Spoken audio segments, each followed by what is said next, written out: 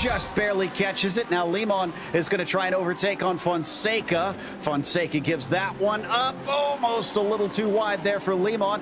Holds tough and sending it deep around the banking, and Shell Oil, he's going to take the spot back. Fonseca, that was a brilliant move. This is full drift here from the Japanese driver. Watch this. Unreal. That car should not be still going. That is just seat of your pants stuff.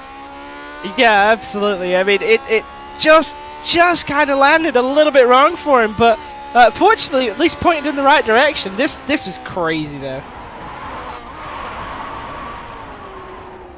And hasn't been shaken, but man, they see close to that wall.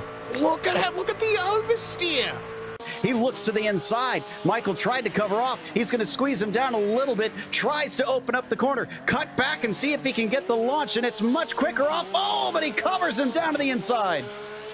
Oh my goodness, covers him down to the inside. I think there may have been a little bit of contact there, but Michael Johnson going to get the benefit of the draft here. You can see him closing down on the back of the 79. And there's the late move from Michael going down to the inside, trying to get into the braking zone. The red mist is up for these two, and down into the braking. Can Johnson get it done? Yes, he does. Don't count out Travis. Tries to cut back. Goes the long way around. Nothing doing. No, he holds tight. He could try and get it in there. No, now he starts to fall back. Starts to fall back, gonna try to send it a little bit on the outside of 15. Sometimes you can get a crossover there, but not gonna work. He's gonna have a wider line now into Turkey to try to carry a little bit more speed, but he's not gonna find an easy way to try to get on by. And indeed, Michael Johnson just slides that car off the apex a little bit to prevent off any attack.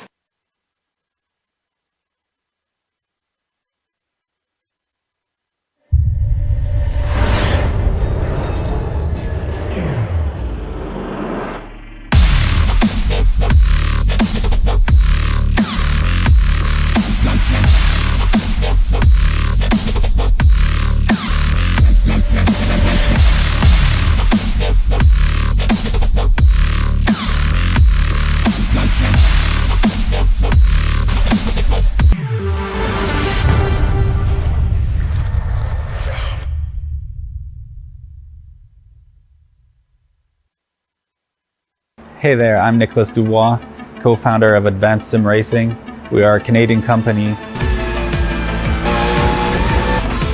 So what we did here today is for a real petrol head. He's really passionate about cars, as you can see behind me. We did a turnkey solution for him based on his needs. We try to gather as much information as we can on our client. And like we did today, we install a D-box system. We install ultra-wide cube control steering wheel. We try to provide the best quality for your budget. So let's say if you want a budget of 10 grand, we're gonna give you something that's the best for 10 grand. If you want 20 grand, then we always try to stay within your boundaries. We do try to make it as easy as possible. So the client, once we install everything, it's pretty much gonna be a turnkey. So he's gonna press start on his computer, and right after, we'll try to explain everything, how it goes, how it works, and then he's ready to go. Our aluminum is from USA, treated in Canada, cut in Canada. So we do sand all our aluminum piece just to make sure the powder coat sticks to it. And that's one of the reasons why we use powder coat, is to make sure you have the best aluminum finish in the industry. And our quality is beyond what you can get with any other competitors right now.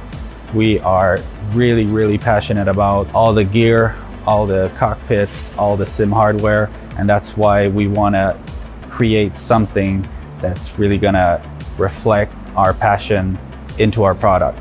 Come visit us at advancedsimracing.com.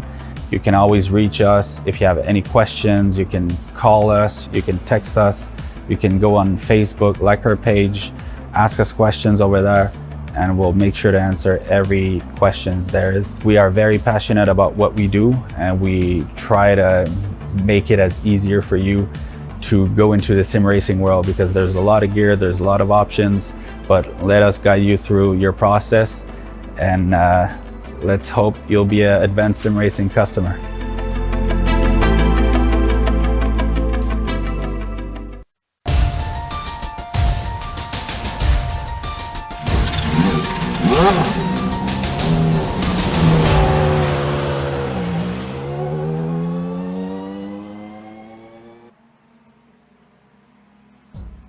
It's not every day you crown 3 champions in a single night, but that's exactly what we're going to do in the next 2 hours. 2 hard-fought series over 2022 Season 2 come to an end here. It's the Precision Racing League, Ferrari Fixed Challenge, and Formula 3 series. And you'll see it all live here on the Global SimRacing channel. Hi, I'm Reese Gardner, and with me in the booth is Michael Johnson. Behind the scenes is our director, Joe Peak, and he's using cameras provided by Dougie Beard. The Ferrari drivers finished their season at Okayama, a free track that every road racer may know like the back of their hand.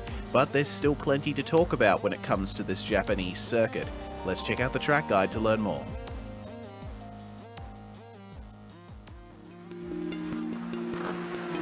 Welcome to Okayama International Circuit. Located an hour's drive northeast of its titular city, it sits nestled among the green, lush hills in southern Japan.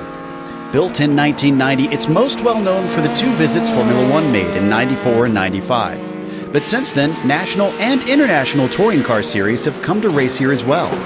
Otherwise, the 2 available layouts are mostly used for club racing and amateur track days.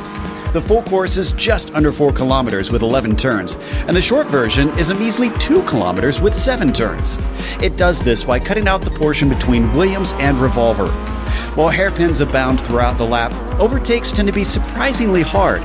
The first corner, Atwood Curve, and hairpin are the main spots where drivers can attempt a traditional pass.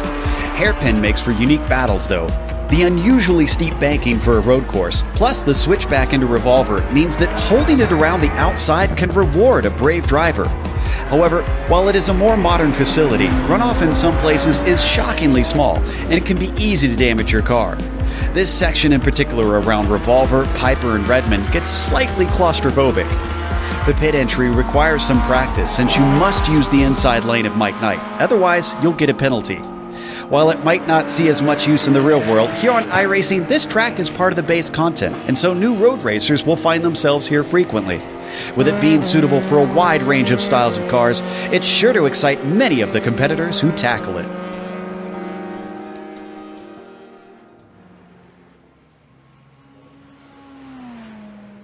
It's a brilliant circuit at Okayama, isn't it, Michael? It's such a tight and technical course, particularly in the final sector, not to mention the beautiful flowing first couple of turns. Oh, you've got that right. I do like this course. This was a course built specifically for club level racing, but has really turned into kind of an all-purpose track. You see everything racing here. Up through the big GT series in Japan. So it's really one of those places that came to life just through good design. It's an exciting track. A couple of clever names like First Corner and Last Corner. Coming out of Last Corner, you're going to come down there pretty quick into First Corner, and that's a good passing zone. It's a really good passing zone because there are multiple lines through it, as well as going through Williams. The Moss S's, well, not so much, but when you come to Atwood, man, you've got another great opportunity.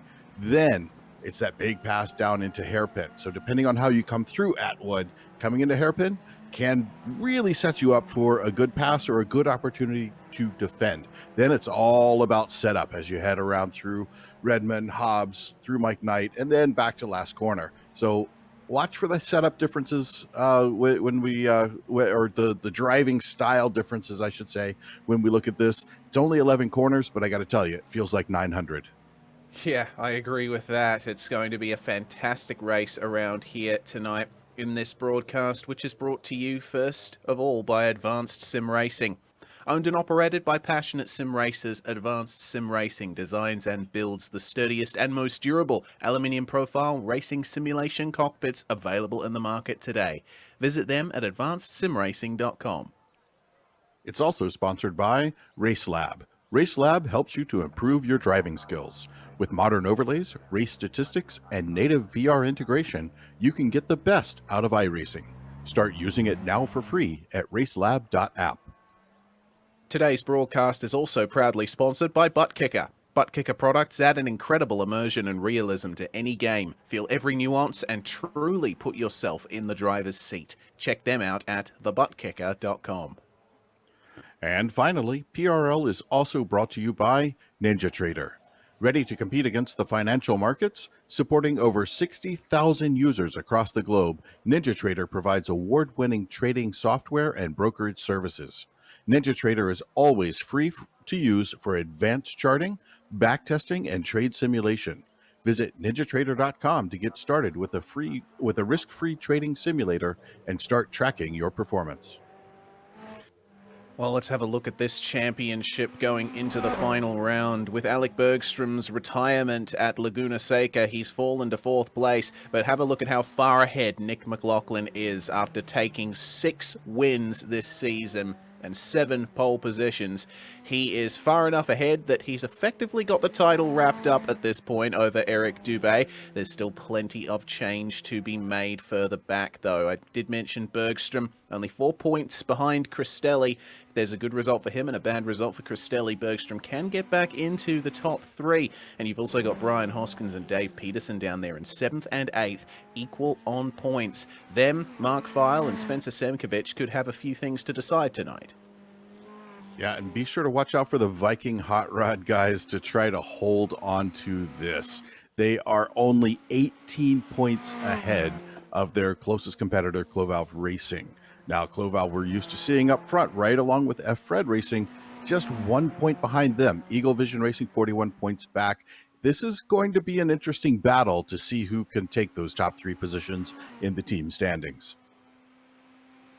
It's going to be a pretty fantastic battle amongst many drivers here tonight, and I get the feeling that the Viking Hot Rod guys are going to overtake Clovalve at this point because Nick McLaughlin is the only driver from that team present.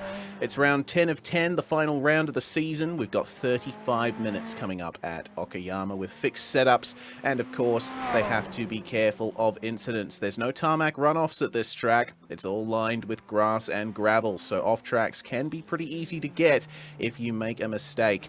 13 incidents will earn you a drive-through, 17 incidents will earn you a disqualification. Plus, they've got that bonus point for pole, fastest lap, and minimal incidents.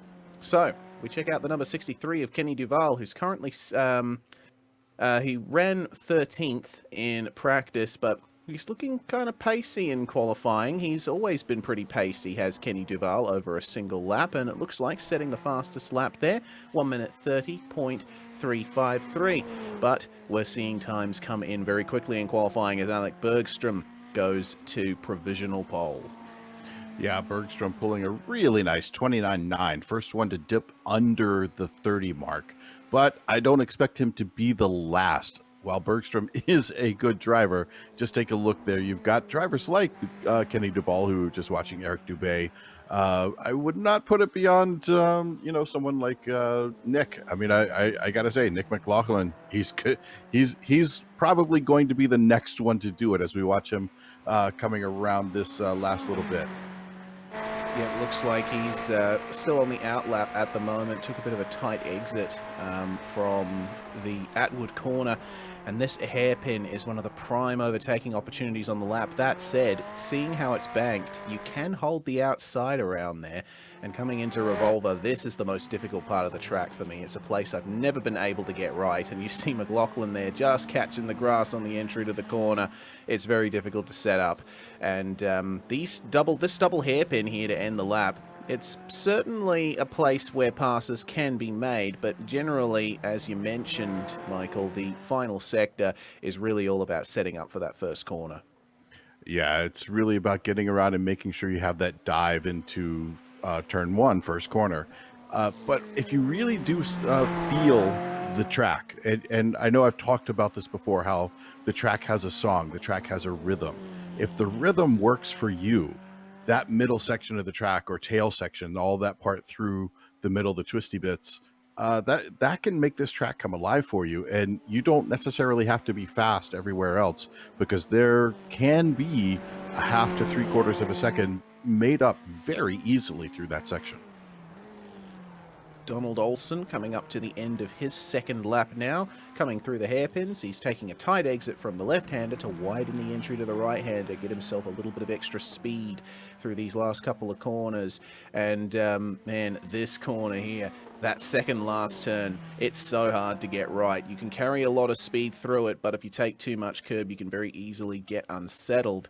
Let's see what Olsen can do here with a very clean exit onto the final stretch. And doesn't look like... oh, there we go. That is going to be a time just a little bit slower than what he's already set. Every driver gets 4 laps in this session. They should be able to get at least 3 in, depending on when they go out.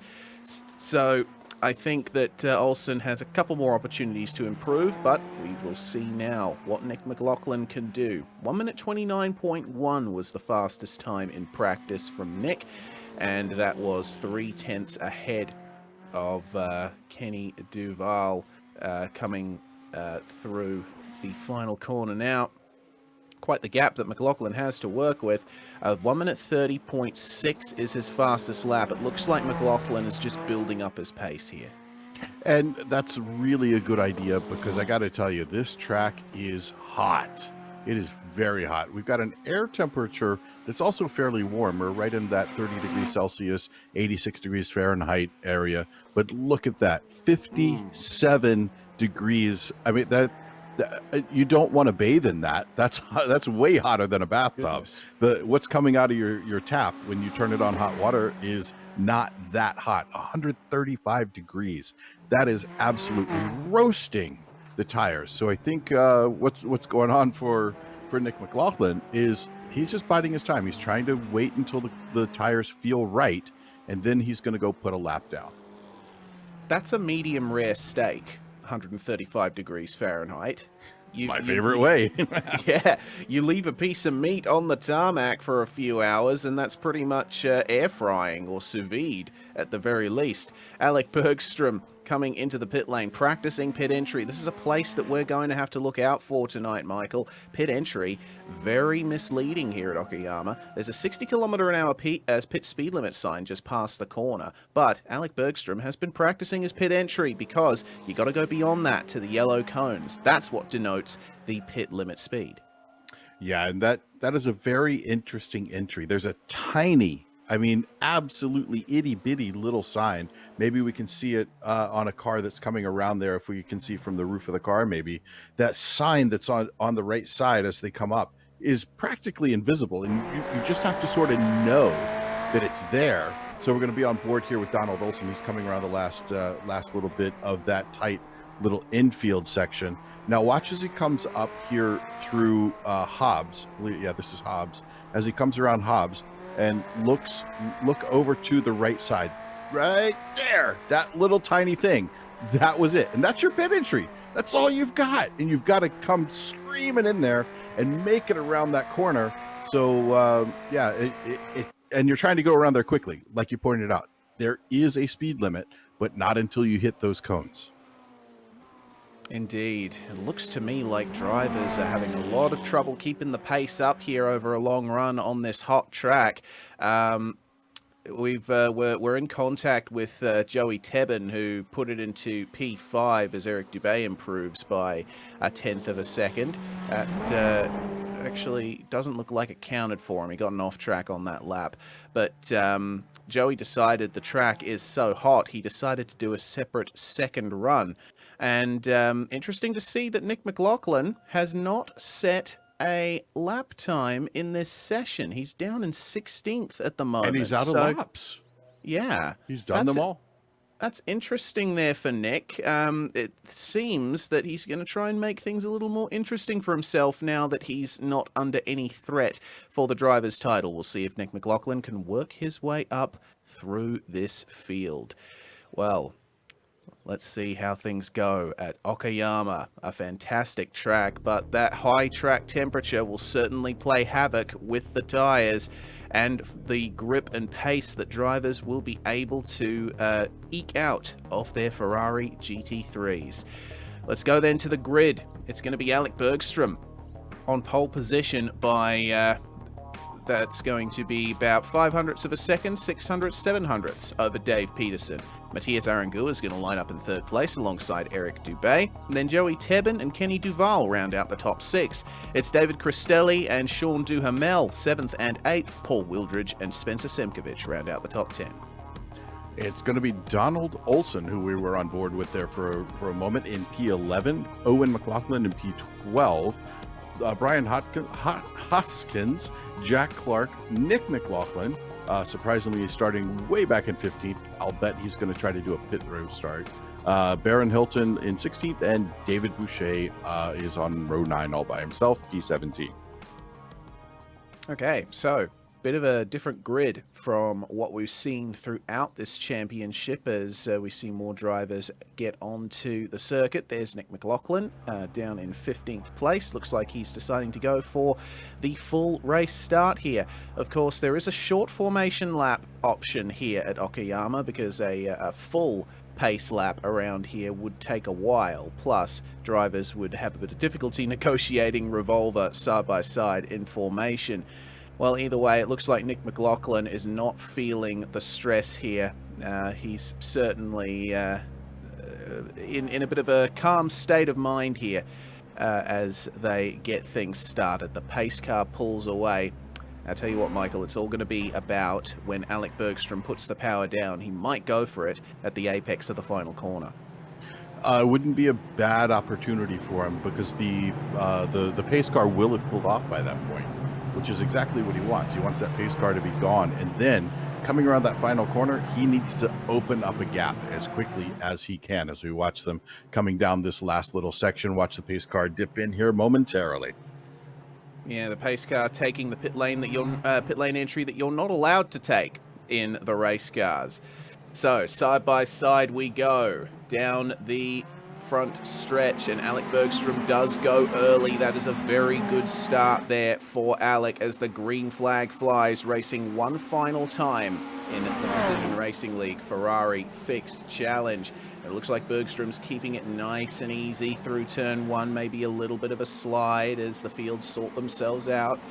And it does seem a nice clean start for the top 5, in fact for the entire field. Spencer Simkovich trying to go side by side with Donald Olson for P10. They've sorted themselves out, and oh, there's a big move there. Paul Wildridge trying to get up the inside of Sean Duhamel, and oh dear, that's a spin for Matthias Arangua as well. Oh goodness.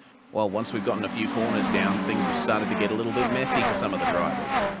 Indeed it has. Now is where people are trying to make up some early gains. It's okay to try a little bit. You don't want to go overboard because you can really mess up your race as well as somebody else's. But watch for some similar moves once we get past the pit stop rotation. Yeah, pit stop rotation is something we're going to have to think about quite a bit here. It's going to be largely about, I think, pace management, trying not to burn through those tires as best you can, because the tires do last a while on these Ferrari GT3s, but the hot track temperature will result in a huge pace drop-off after the first couple of laps are completed. So if you can just keep your tires cool, try not to push too hard, you'll probably end up with better average pace and you'll be able to potentially make up positions. Bergstrom leads by 0.7 of a second at the end of lap 1. Yeah, and I think actually the temperature of the track is going up slightly. I looked on my side monitor there. Yeah, there we go. 136 Fahrenheit, 58 Celsius. It's just getting hotter. That wind is not cooling it off either. It's not a very heavy wind. So yeah, it's time to really think about tire management for these guys. As we watch these guys coming down into Atwood, this is a place where you've got to be careful. You can totally cook these tires going through there. It is a long left hand uphill. That left rear tire takes an absolute beating there. Does indeed. Matthias Arangua trying to make positions back up here, pulls out on Owen McLaughlin, goes up the inside at the hairpin, and it looks like McLaughlin going nice and wide to let him go there. If McLaughlin pushed a little harder, he might have been able to hold the outside, but it's not going to happen this early in the race. We do have 32 more minutes to work ourselves out. Let's check out once again what happened to Matthias Arangua. Coming into Atwood Corner, you get on the power, it's a curved exit, and it just seems that the rear end got loose on him. Just a little micro slide. Well done to keep it out of the wall, but the traction control kicking in there certainly didn't help him. Yeah, sometimes it gets in the way. Sometimes it helps you. It's hard to tell from that particular angle, but either way, it was definitely a white knuckle moment. I think he just got into the power a little bit too soon and let the rear end get away more than he needed to. And unfortunately, what happens is we tend to overcorrect a little bit. I can't say that's what he did there, but the tendency is to overcorrect a little bit. And especially in iRacing, it makes it very difficult to recover. That it does. McLaughlin has made up 2 positions as things stand, and making his way forward ever so slightly, just trying his best to keep things as smooth as possible. He's got the pack of McLaughlin, Simkovic and Hoskins up ahead of him, and Arangua, having made his way past that battle, is starting to gap them now. There's also been a change of position for P5. It looks like David Cristelli has passed Kenny Duval, and that looked to be in the hairpin, or at the very least at the end of the straight. Yeah, it's some casual movement through the field right now. Nobody's trying to make too much of a push, but let's take a look at this replay. What do we have? This is a good pass coming in. Cristelli trying to get up on the inside, doing a nice job getting under the brakes, and really no fighting there. We're still trying to do this whole race. We want to make it to the end. We'll battle harder later. You're really making good time now, so I'll let you do it. Yeah, Cristelli wants to try and catch up to Alec Bergstrom because he's under threat for 3rd in the championship there. There's only 4 points separating himself and Bergstrom, so the quicker he can make his way towards the front of the field, the better. Let's see how much he can catch up to Joseph Tebben there in P4.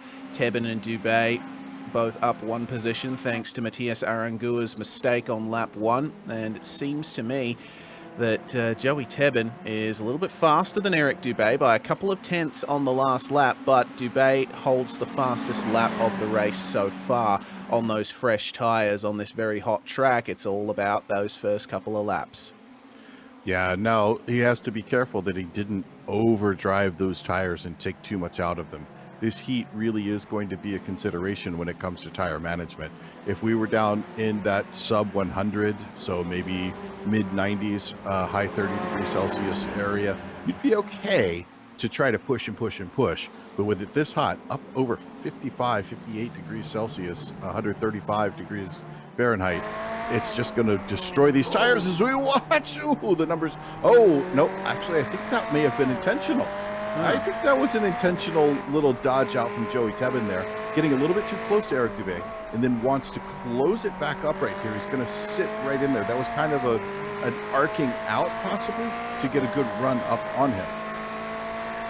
He certainly got the pace in the middle section of the track down through the hairpin and revolver, but just wasn't able to find a way past Dubé in the hairpins. We saw Dubé go very defensive there.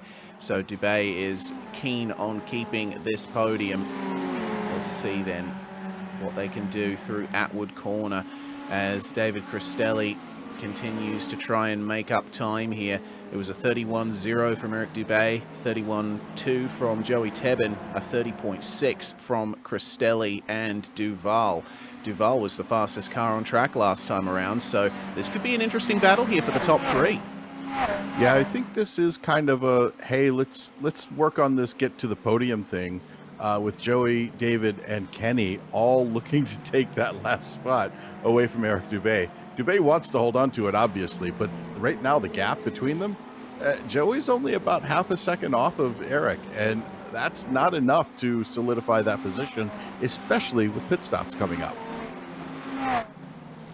And when will the pit stops be made? It's a 40% fuel tank restriction in the Ferraris, and I would presume that we'll start seeing drivers pit after about the 20-minute mark with how the fuel burns off in these things. But I don't know, maybe a couple of drivers will try an undercut, get some fresher tires, and make sure that they have the pace in the middle phase of the race, try and protect towards the end.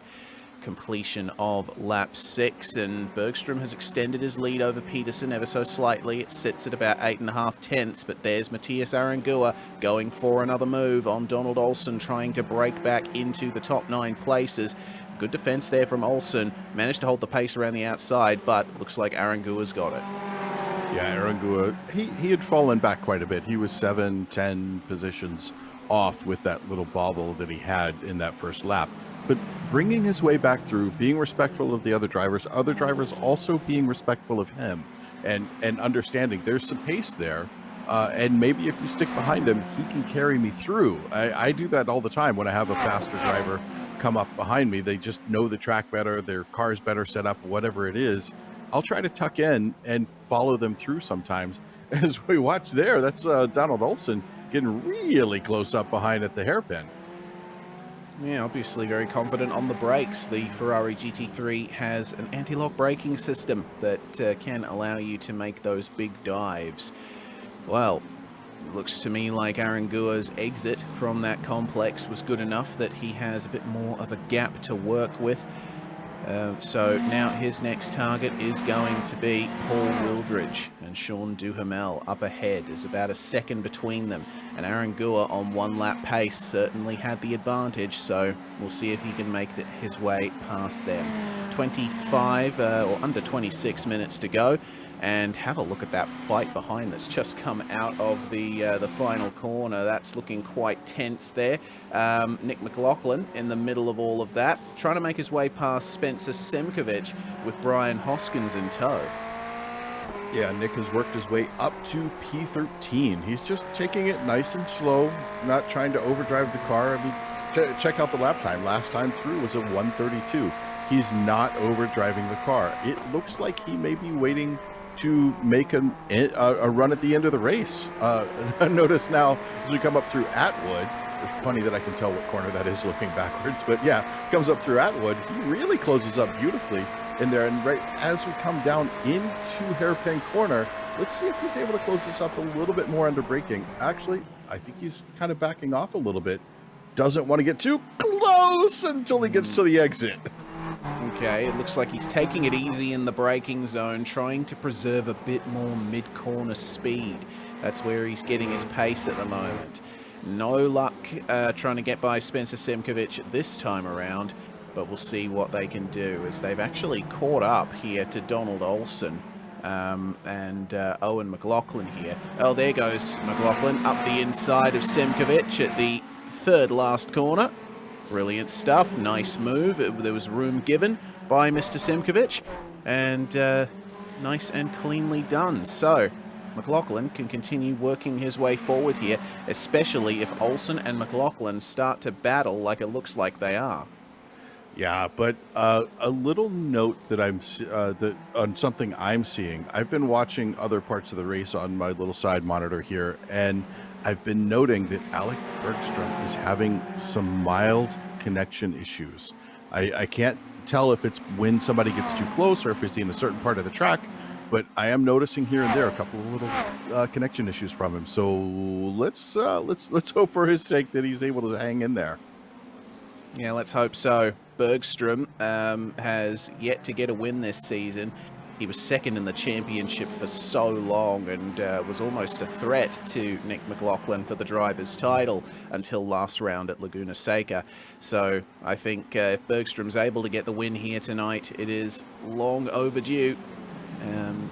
With that now 8, 9, 10th of a second lead, that is certainly a place that he'll be happy with. Cristelli, meanwhile, not much luck getting away from Kenny Duval, who's continuing to pressure him for 5th. Yeah, Cristelli doing a nice job here. It's a good move for him. He is in 5th place. Kenny Duval behind him. That could turn out to be an interesting race to watch. And look how close they are now as we watch them go by us. This is an opportunity here, not really so much for first corner, but when they go down into the braking zone for Atwood, if he is able to hold on to this type of a gap, going through the S's, there's a great opportunity because of the multiple lines through Atwood. Well, it's all about the braking for Atwood, the entry onto the straight. Duval's a little deeper on the brakes, hooks up the apex slightly better than Cristelli does, but looks like Duval overshot it just a little bit. He's losing increments of time as they enter the back straight.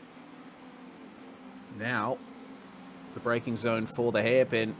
You see Duval once again making up a lot of time under brakes. but have a look at the exit. Cristelli gaining an ever so slight advantage. So it's definitely corner entry where Duval is strongest, but when you've got long straights like on this circuit, you've really got to start focusing on that exit if you want to get by.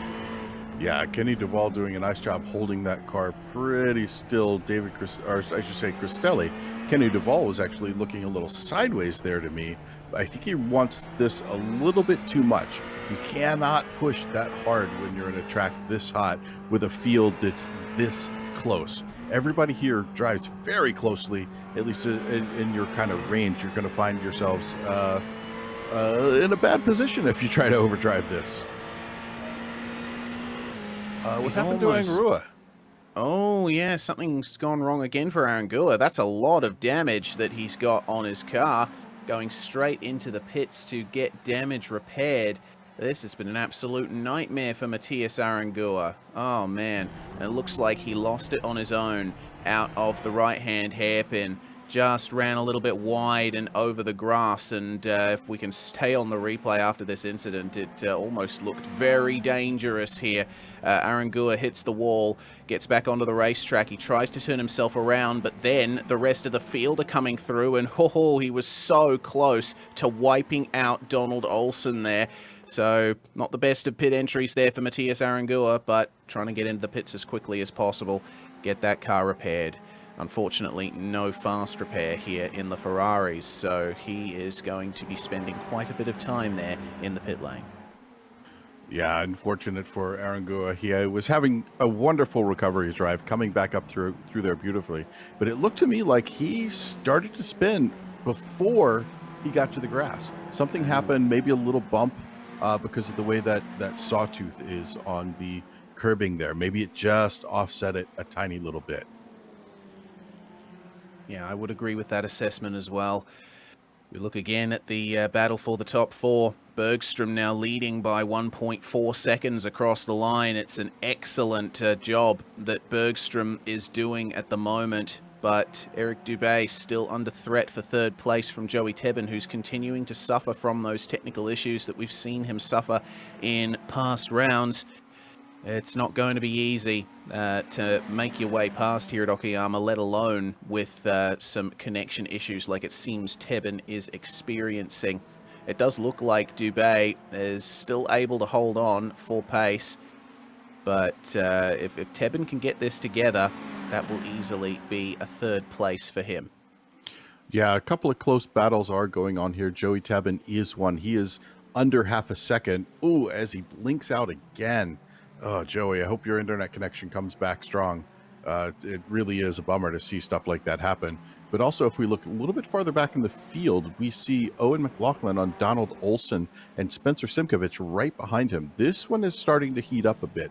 Donald Olsen, Owen McLaughlin about a half a second or less behind them, and really closing up nicely there to about 2-3 tenths. This is starting to put a little more heat on a track that doesn't need any more heat right now.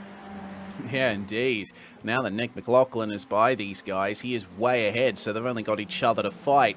It looks like Olsen keeping it clean through the hairpin, going for that wide entry to try and stay ahead of Mr. McLaughlin, but it does seem that McLaughlin gained a little bit on Olsen there.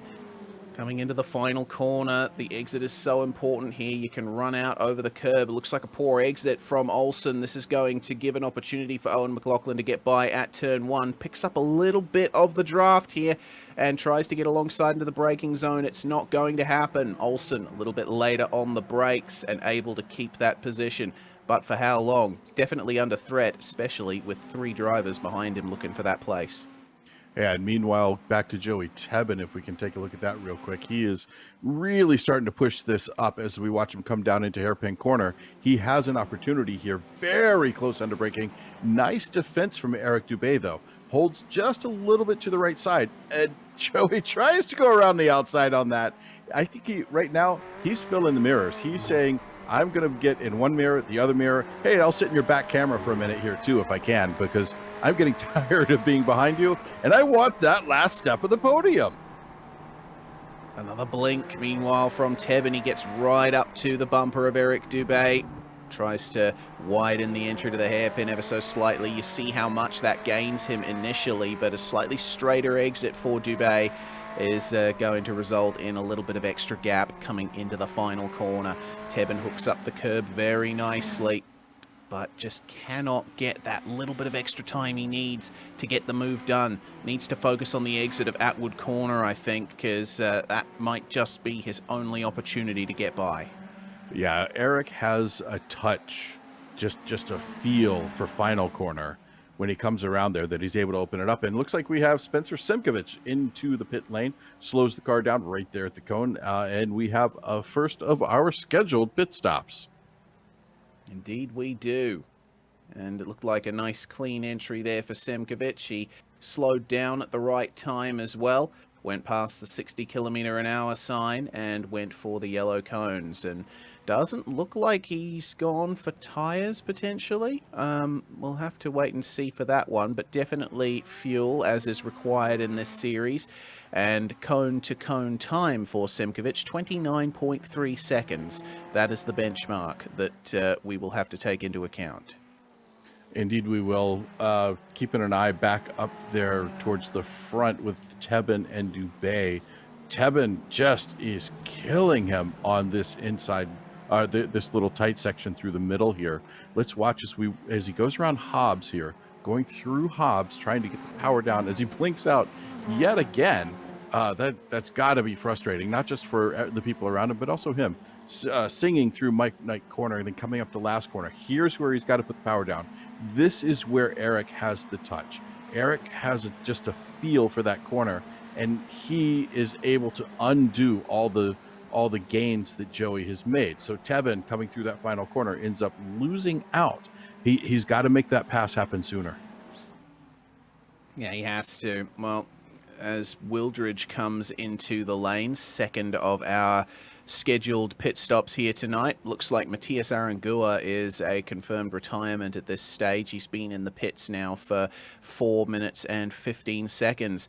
But Wildridge, wow, that is a good stop there. Very good indeed. 9 seconds and 29.5 seconds to the end of the pit lane. And it seems that's pretty much equal with what Simkovich did. We've got two more pitters meanwhile, David Boucher and Jack Clark from 14th and 15th, both coming in. And they were running a bit close on track, so this pit stop could potentially decide this battle.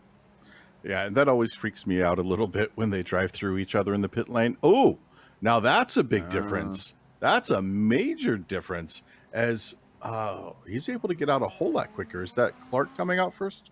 Yeah. Boucher is very long on his pit stop. I don't know what's going on. He doesn't look like he's jacked up to take on tires. So this is straight fuel and possibly some repairs. Yeah, maybe. That's a shame there for Boucher, whatever happened. And Tebben here now under threat from Duval. Looks like Tebben's been losing out a bit on these last couple of laps, and Duval tries to fill his mirrors now to try and get into fourth, potentially a podium. Duval has certainly had the pace to get podiums here this season, has yet to really capitalize on that. We're getting news from our producer Joe Peak that maybe Boucher entered the pits wrong. I'm going to go back and check. Boucher is back out on track now, and looks to me like, yeah, 48.8 seconds. Yes, Boucher did enter the pits wrong. Goodness gracious, and that is quite an egregious violation of pit lane entry. He looked like he was going for the second last corner. But as we go to the replay, it looks like he decided at the last second to try and cover off Jack Clark. We'll see it in a second. Yeah, as we watch him there going into this little tight section of that infield in around, well, that's a little bit more grass than you normally want to take there. But as we come up into this corner up to David Hobbs, yep. Okay. So then when we come around Hobbs, right after Hobbs is going to be where our pit entry is.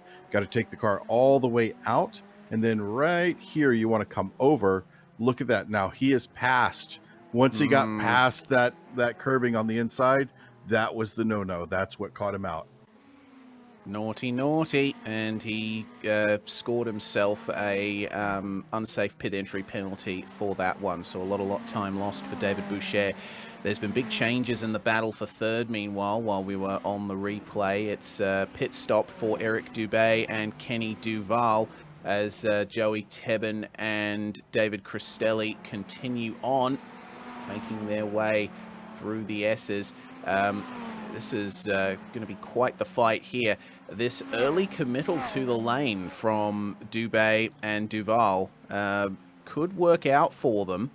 They've had a bit of extra time there to cool down their tyres, and maybe the extra pace that gains them could potentially bring out a bit more of a gap to Tebben and Cristelli, but we will have to wait and see. When will they decide to respond? Well, Alec Bergstrom has continued to extend his lead. He was the fastest car on track last lap, in fact. He's been dominating this race so far. By nearly 3 seconds is the gap over Dave Peterson. Fantastic drive from Bergstrom, it has to be said. Yeah, Bergstrom just sitting out front, holding a nice gap between 3 and 4 seconds. This is where you go into management mode. You look at what your gap is to the guy behind you. In this case, it's Dave Peterson, and you have to manage that. Are they closing up on you? Are you able to pull away as he goes into the pits here? Yes, he's joined by Tebben, Cristelli, and Duhamel. Nick McLaughlin is going long. He moves up into second place with these guys jumping into the pit lane. So McLaughlin, well, he's certainly gone long at pretty much every race so far. He's very comfortable in that long-run pace. So now everyone except for the top 3 on track have come into the pits, and does seem that Cristelli and Tebben, they've managed to stay ahead of Dubé and Duhamel, but they are going at it here side by side. It actually looked like an excellent job there from Cristelli to stay ahead of Joey Tebben. There was a pit stop that was about 0.4 of a second faster, lane time 0.5 of a second faster, but here comes Joey Tebben up the inside of Atwood. Not going to get the benefit of the slipstream, but if he can maintain this side-by-side down the straight, should be able to go for it into the hairpin. And how much will David Cristelli want to defend this place? Remember, this is for the effective final spot on the podium. And Tebben gets up the inside. Cristelli's going to hold on to it, coming into Revolver. Tebben has to try and compromise his exit a little bit to give Cristelli that room. And now the over-under. Great setup there from Joey Tebben. He's going to go up the inside into the hairpin potentially. No, he's just a bit too far back to get the move done by the time they get to the apex. But the side-by-side is going to continue. This is really benefiting Eric Dubé just behind them. Duval didn't get a very good pit stop. It was 15.7 seconds, almost twice the length of a regular pit stop. So now it's just these 3 guys battling for effective third place. Yeah, and we're on board here with Eric Dubé. Dubé was actually in front, I believe, of Joey Tebben. Joey was trying to get around him and effectively did by putting down a good lap, but now he's having trouble, he, meaning Joey, is having trouble getting around David Cristelli. Cristelli doing a brilliant job to hold him behind, but look at this. Look at how Eric is closing up the gap and kind of minding his P's and Q's here. He doesn't want to get too close because, one, there's the connection issue thing that's going on, but 2, if he gets up under him too close, ooh, as we see a little bit of a slide from Cristelli. Oh, that's exactly what Eric wants to stay away from, is that overdriving self-spin type situation. And oh, nice defense. Good defense, actually, from Cristelli, doing a really nice job trying to keep Joey Tebben behind him. This is going to get pretty heated here in a minute. That it is. Cristelli was incredibly wide through Atwood, and Tebben almost fancied a way past. His goodness. Rear end gets loose on the exit of the left-hander for Joey Tebben. Oh, and the rear end gets loose on entry for Cristelli. He spins and is sprawled across the track. Had to take avoiding action there, did Eric Dubé. That's cost him a lot of time there versus Joey Tebben. But, man, big heartbreak for David Cristelli. Oh, goodness. Well, there we go. That is excellent stuff there for Mr. Tebben, and Nick McLaughlin takes his stop. The field is cleansed because Bergstrom and Peterson have already completed their stop, and Owen McLaughlin just making his way through the pits now. Where does McLaughlin come out? It is just behind Dubé. He's in 5th. Wow. Talk about a recovery drive. But, you know, I want to say, David Cristelli, that was beautiful heads up management of your spin. Didn't hit anybody else, didn't make contact. You were aware of what was going on. You got out of the way. You put that car in reverse real quick and let some people through. Beautiful job on minimizing the damage there. Very good job indeed. But McLaughlin, fresh out of the pits, is fancying a look at Eric Dubé here for 4th place. Gets alongside down the straight, and it looks like that was a great advantage there for our champion-elect. And move done nice and clean. Let's see if he can catch up to Joey Tebben in the last 6 minutes of this race. Yeah, it's a bit of a gap there. We're looking at about 2.5, almost 3 seconds. But you know what? The way he was driving earlier and how gentle he was on his tires compared to how rough Joey Tebben had to be on his tires with that battle he was having with Eric Dubé and Cristelli and Duval all through that. Joey might not have much of a tire left, so hold on, Joey. Nick's coming, and he's got fresh tires. That he has. And have a look at Kenny Duval behind Eric Dubé. This is going to be an interesting move here for 5th on the racetrack. Duval had a slight advantage. He's going to go up the inside there. Dubé gives him room. Firing it towards the inside was Duval, and that was a beautiful move. Yeah, a couple of different entries to that corner, all of them correct. It's really situational, and I feel like Dubé was kind of a sitting duck there. With the speed that Kenny Duval was moving up on him, there wasn't much he could have done. That pass was just going to happen. Yeah, Duval looking very quick here, and I would presume with the longer pit stop time that he took tyres, so he definitely has a pace advantage over everyone else at the moment, does Kenny. Dubé trying to keep him honest, though. Dubé has got to drive carefully here.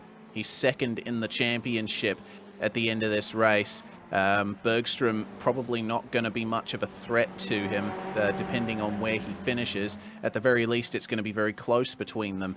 Bergstrom, speaking of, out in front now by 3.5 seconds over Dave Peterson. And once again, it's been a fantastic drive from Bergstrom. He's just not been pushing. He's just tried to hit his marks, keep it on the black stuff, and it is working out incredibly well for him.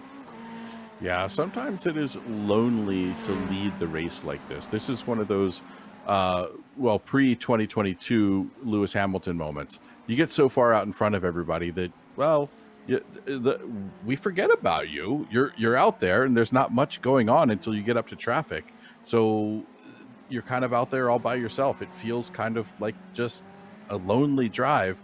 And the thing you have to do in that situation is just focus, hyper focus, super focus on your lines through the corners. Where am I going to hit the brakes? Where am I going to make my turn in?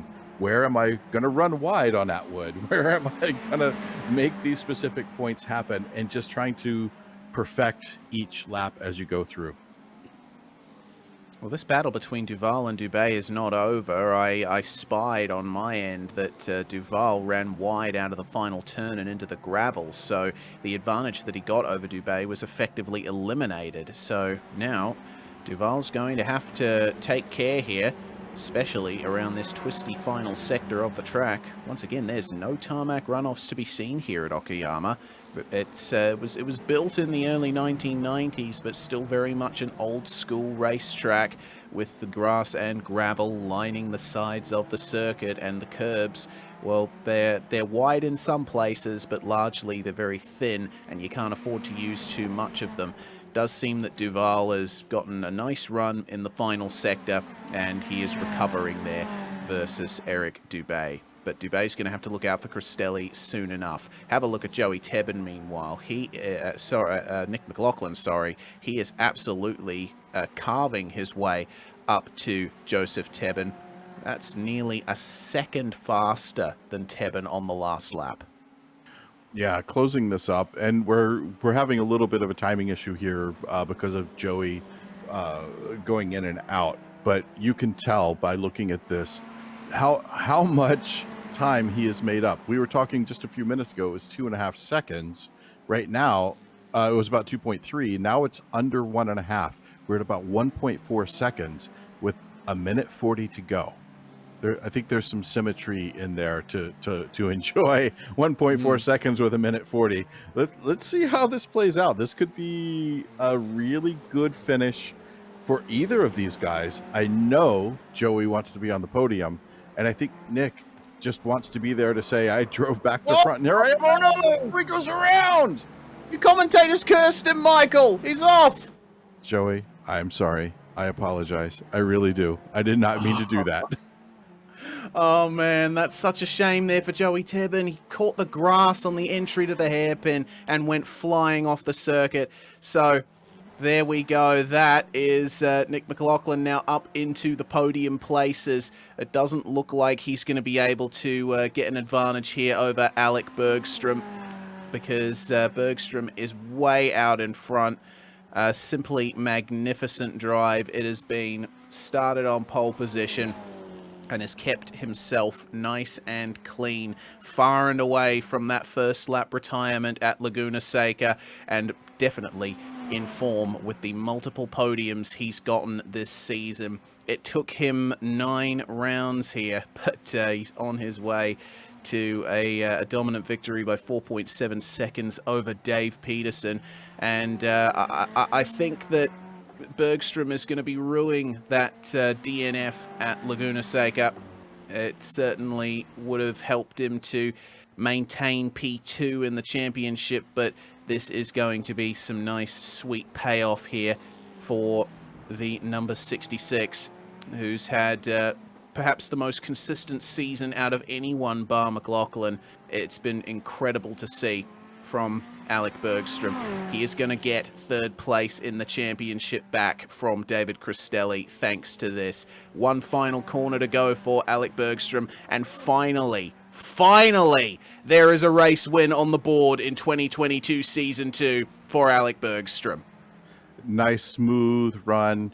Didn't get caught up in Redmond like we saw a couple of other people, but look at there. We got the light flash and a big round of applause for himself and from the audience, I'm sure, too. Everybody seeing that beautiful drive.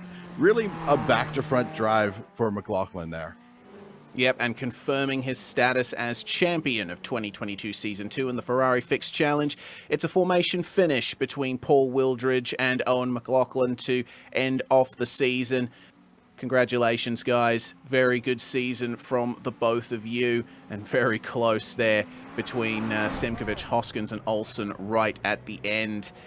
Some good celebrations going on for the drivers here. We'll go through our results then. Alec Bergstrom coming home in P1 with Dave Peterson 5.5 seconds behind. A fantastic drive it was from Bergstrom, but also from Peterson to hold on for 2nd. Nick McLaughlin, he started in 15th all the way up to 3rd. Kenny Duval and Joey Tebben will round out the top 5, but I think Tebben will be ruining that mistake that he made. Could have been a podium for the number 60.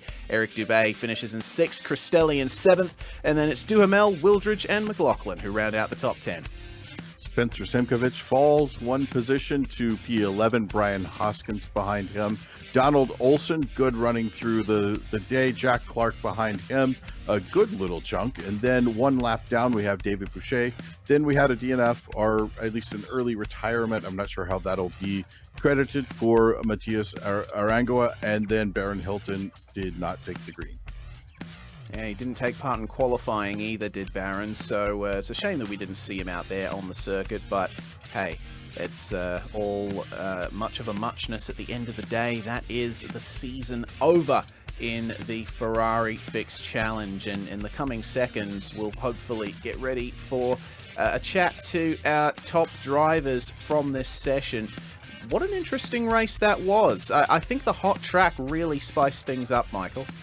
The hot track definitely made a difference for these drivers. You had to manage the tires early on, and the person who absolutely had that going in spades was our third place finisher today. Remember, he started at the back of the field.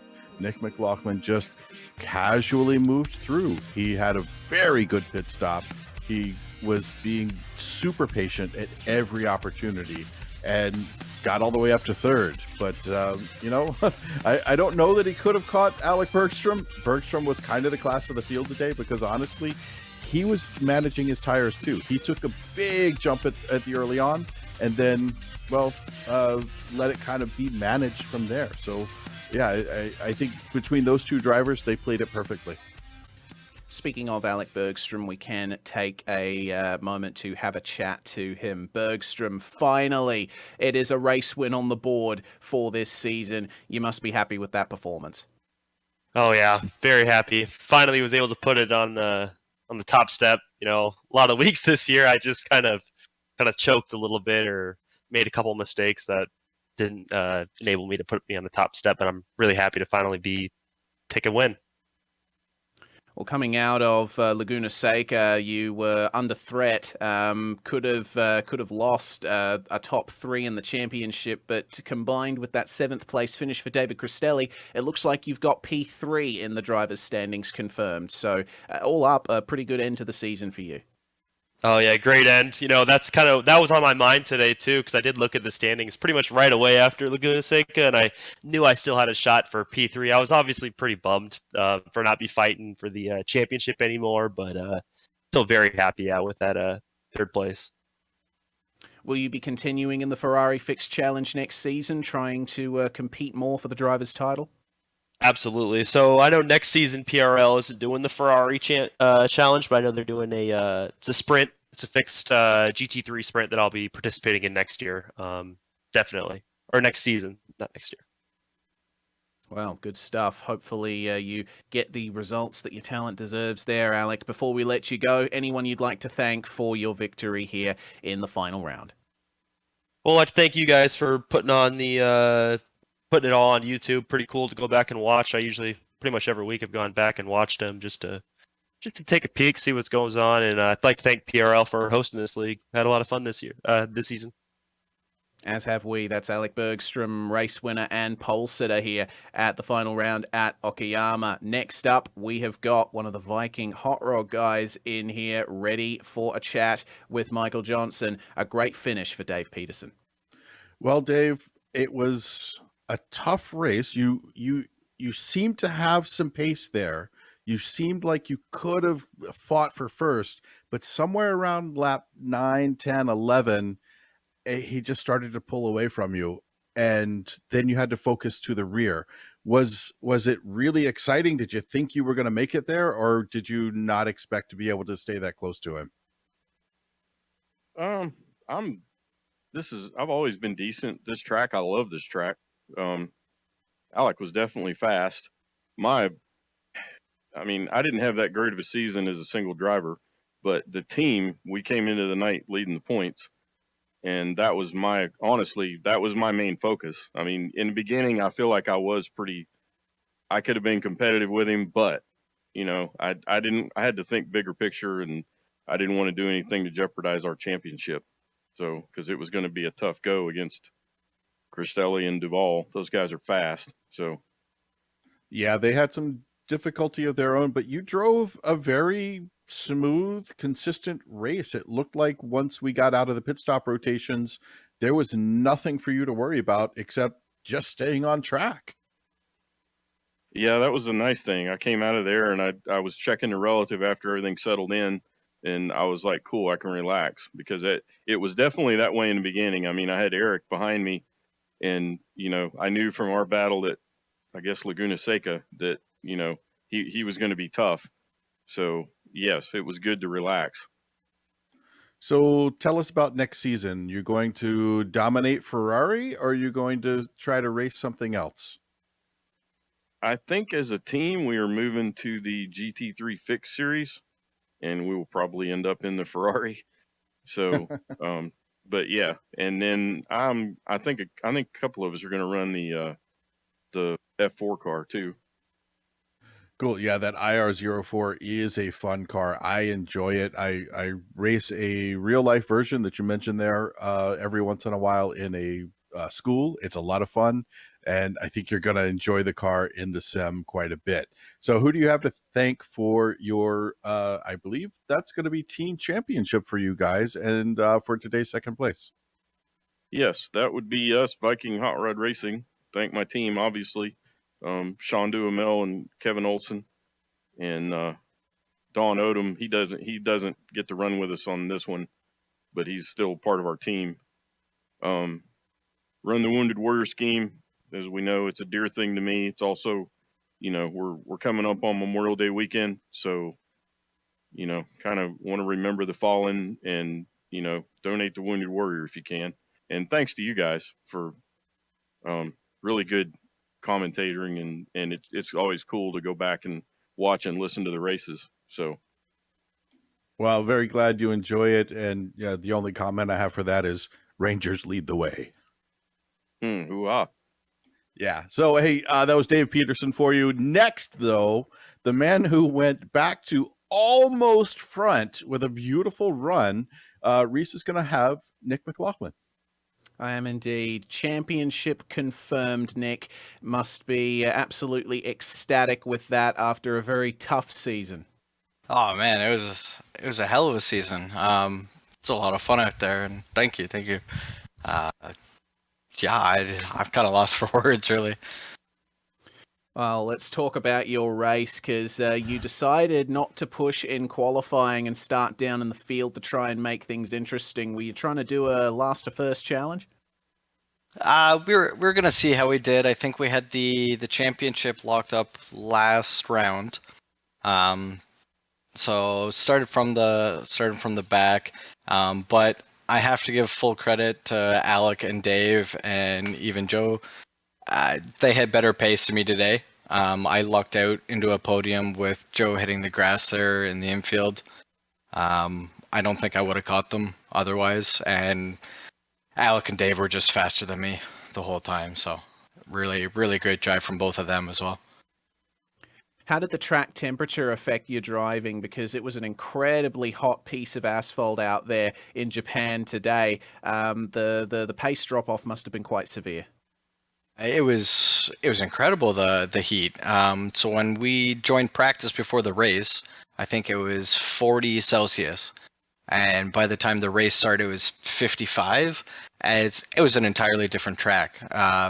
We could have practiced for hours, and we just have to relearn it the first couple laps of the race. So it was a challenge to get out there and try to keep any kind of pace that we had and remember where our braking points were. And it was a lot of fun, though. I think everyone did a really good job keeping it on track, and it was, from what I saw from the back, a clean race throughout for everyone.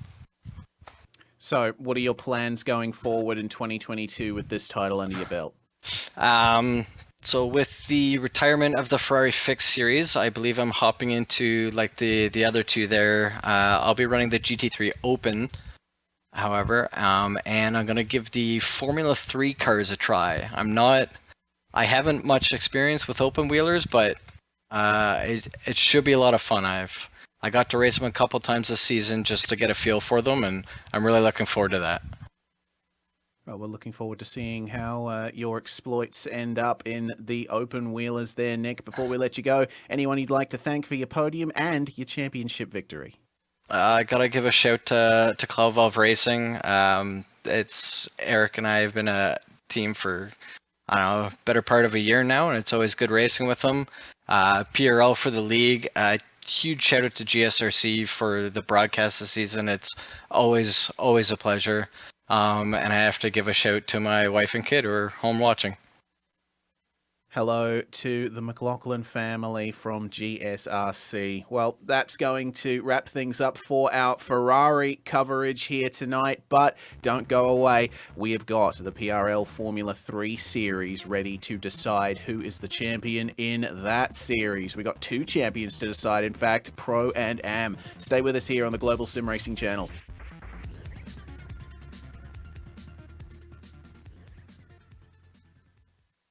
Hey there, I'm Nicholas Dubois, co-founder of Advanced SimRacing. We are a Canadian company.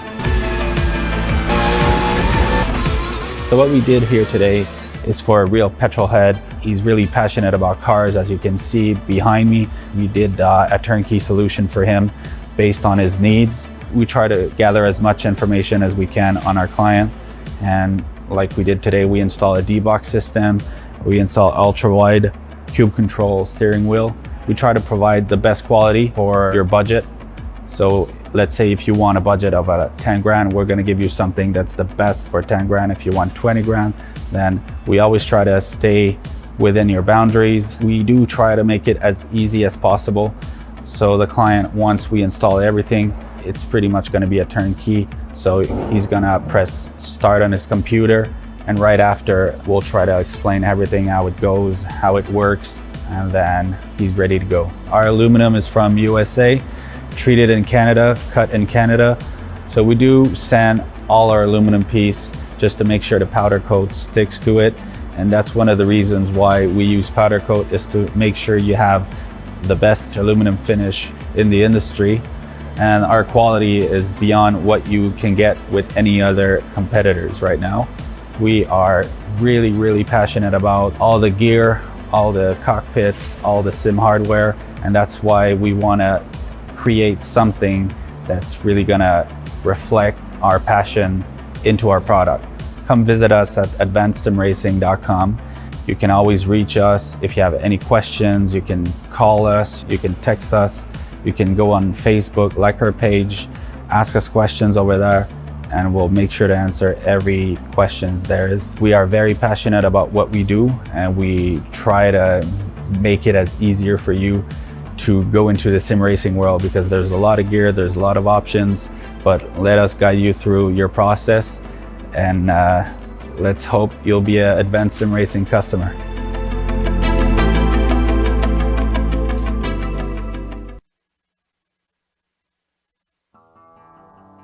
It's time for the Precision Racing League Formula 3 series here on the Global Sim Racing channel, and we are racing in Canada. We're at the Circuit Gilles Villeneuve in Montreal, a Formula 1 staple since the late 1970s. Let's check out the track guide to see what the drivers are dealing with here.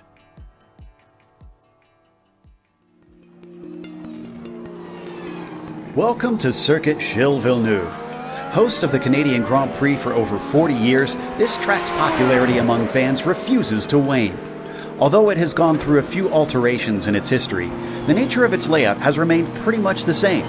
That nature, of course, is that its 14 turns are mostly chicanes, split up by long straights to add up to a 2.7-mile street course-like canyon of a track.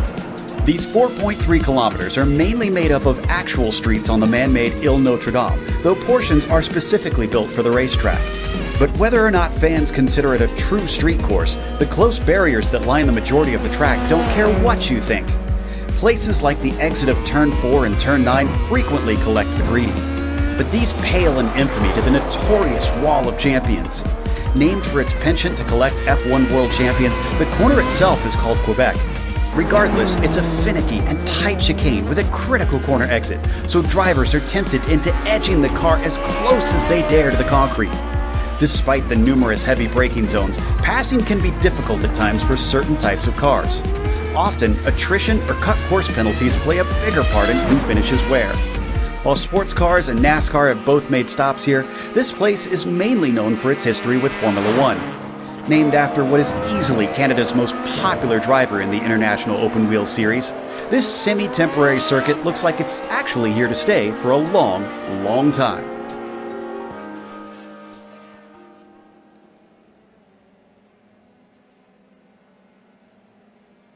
Well, Michael, I always love coming to Montreal. It's a great track to watch some online and real racing at. It's a flat circuit is Montreal, but plenty of challenging corners and chicane after chicane. The battling here is going to be intense. I absolutely love racing at this track. It really brings the interesting idea of different entry, different exit. You have a lot to play with. There's so many versions of the corners. 13 turns is what we're looking at here, about 2.7 miles, 4.4 kilometers, and just every single corner brings an opportunity for a pass or a really good block or just something interesting to go on. And it's very easy to mess it up, especially with those later chicanes that have those gigantic sleeping policemen right there. Yes, indeed. There's an awful lot of places where you can be sent airborne, especially in a stiff Formula 3 car. Let's check out how the drivers stand here coming into the final round. Michael Diaz is 29 points ahead of Alex Fournier. Unless there's some big dramas for Diaz, he should be able to wrap up the championship in this round. But have a look at Robert Ridgway and Justin Negrete. Negrete suffered a big problem at Road Atlanta, which lost him a lot of points and cost him the battle for third with Michael Overbay, but he can still get fourth place back if he finishes position or two ahead of Robert Ridgway. And the battle from 6th to 9th, certainly something to keep an eye out for as well. Kita, Rodriguez, Daly and Shabley not separated by much, Michael. Yeah, that's a very close battle through there, but let's take a look at these AM driver standings. We have Greg Doucette at the top, but it is by a very slim margin. 1 point back, Matthew Gunderson. Watch for some interesting stuff today. Jonathan Almanar also just 14 points back off the lead. There is some opportunity for movement here, even as far back as Richard Swindell's 28 points off the lead. I think we might have a little bit of shuffling through here. Just depends on how these guys are able to qualify and then really put it to the test in the race. Looking at the team standings, Atomic Racing Proton leads Atomic Racing Electron by 14 points. Unless there's a big change through the race, I think those positions will stay relatively the same, but Throttle Thursday and TQ Engineering are equal on points, and Precision Racing Esports only a single point behind them. So there is a great potential for a lot of shuffling here in the team standings in this final round. Can't count out SDS Racing Team Blue either. Man, this is going to be such a fantastic race here at Montreal to finish off the season. The drivers are in qualifying at the moment, and we're definitely going to be going for a race that is 25 laps long here in the Formula 3s.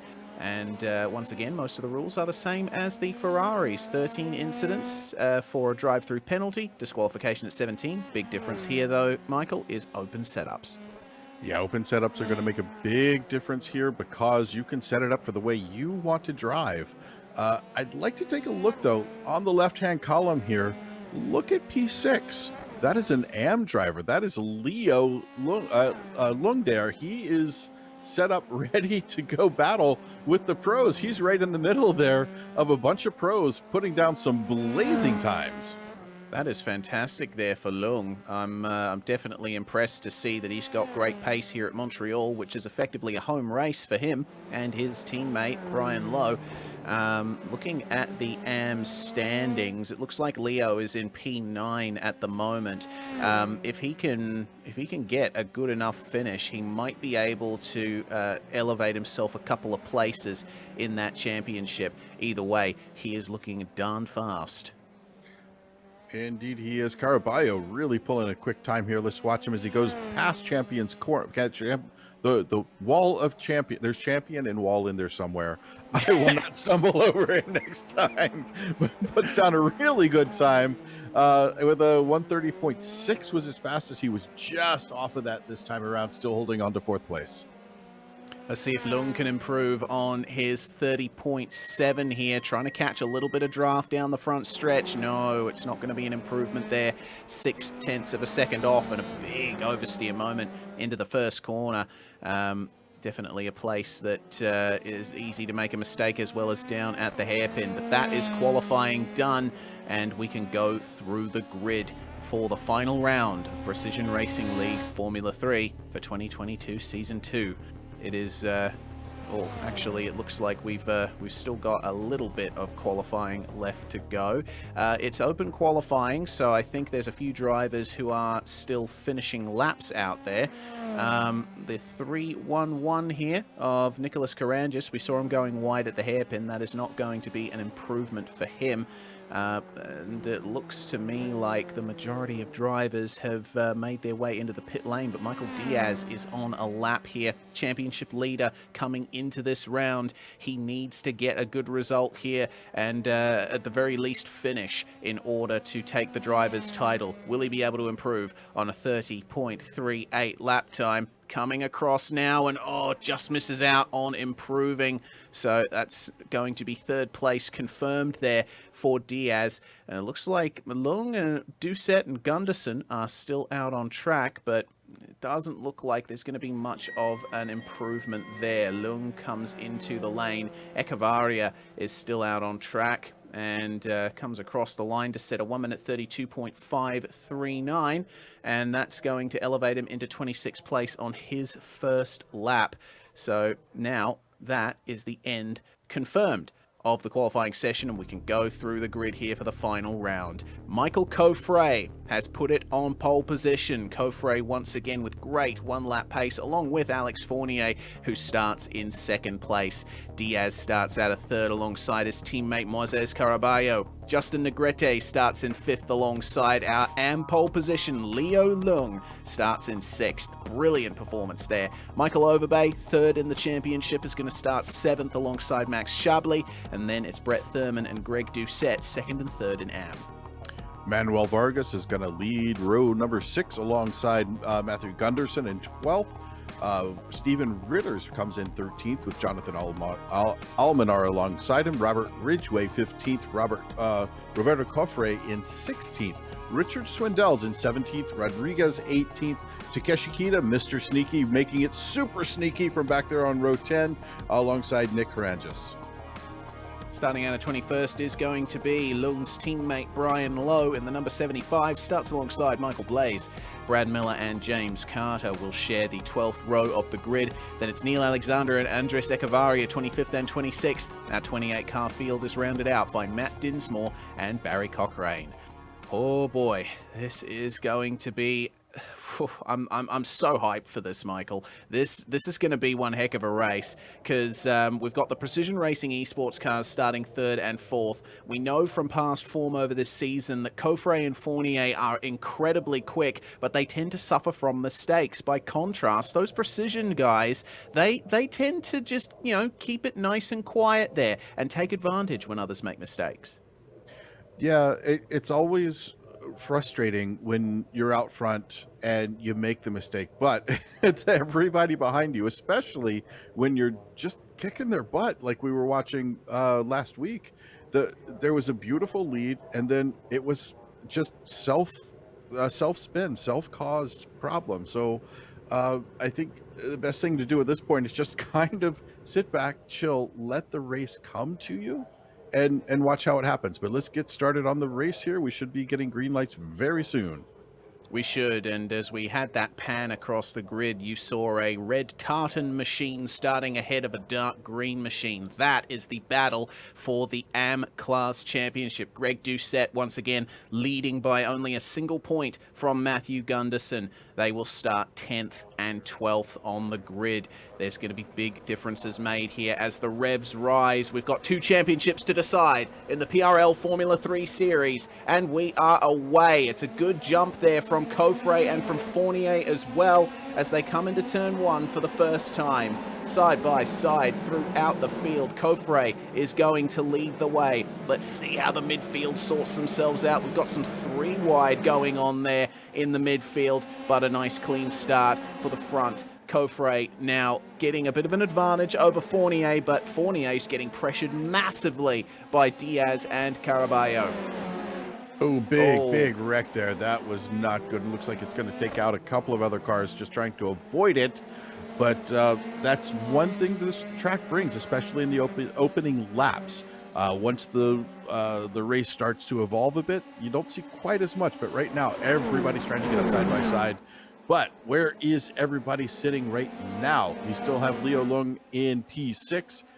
In the AM class, Greg Doucette has moved up to second in the AM class, but still out front, Michael Coffre, Alex Fournier, Michael Diaz.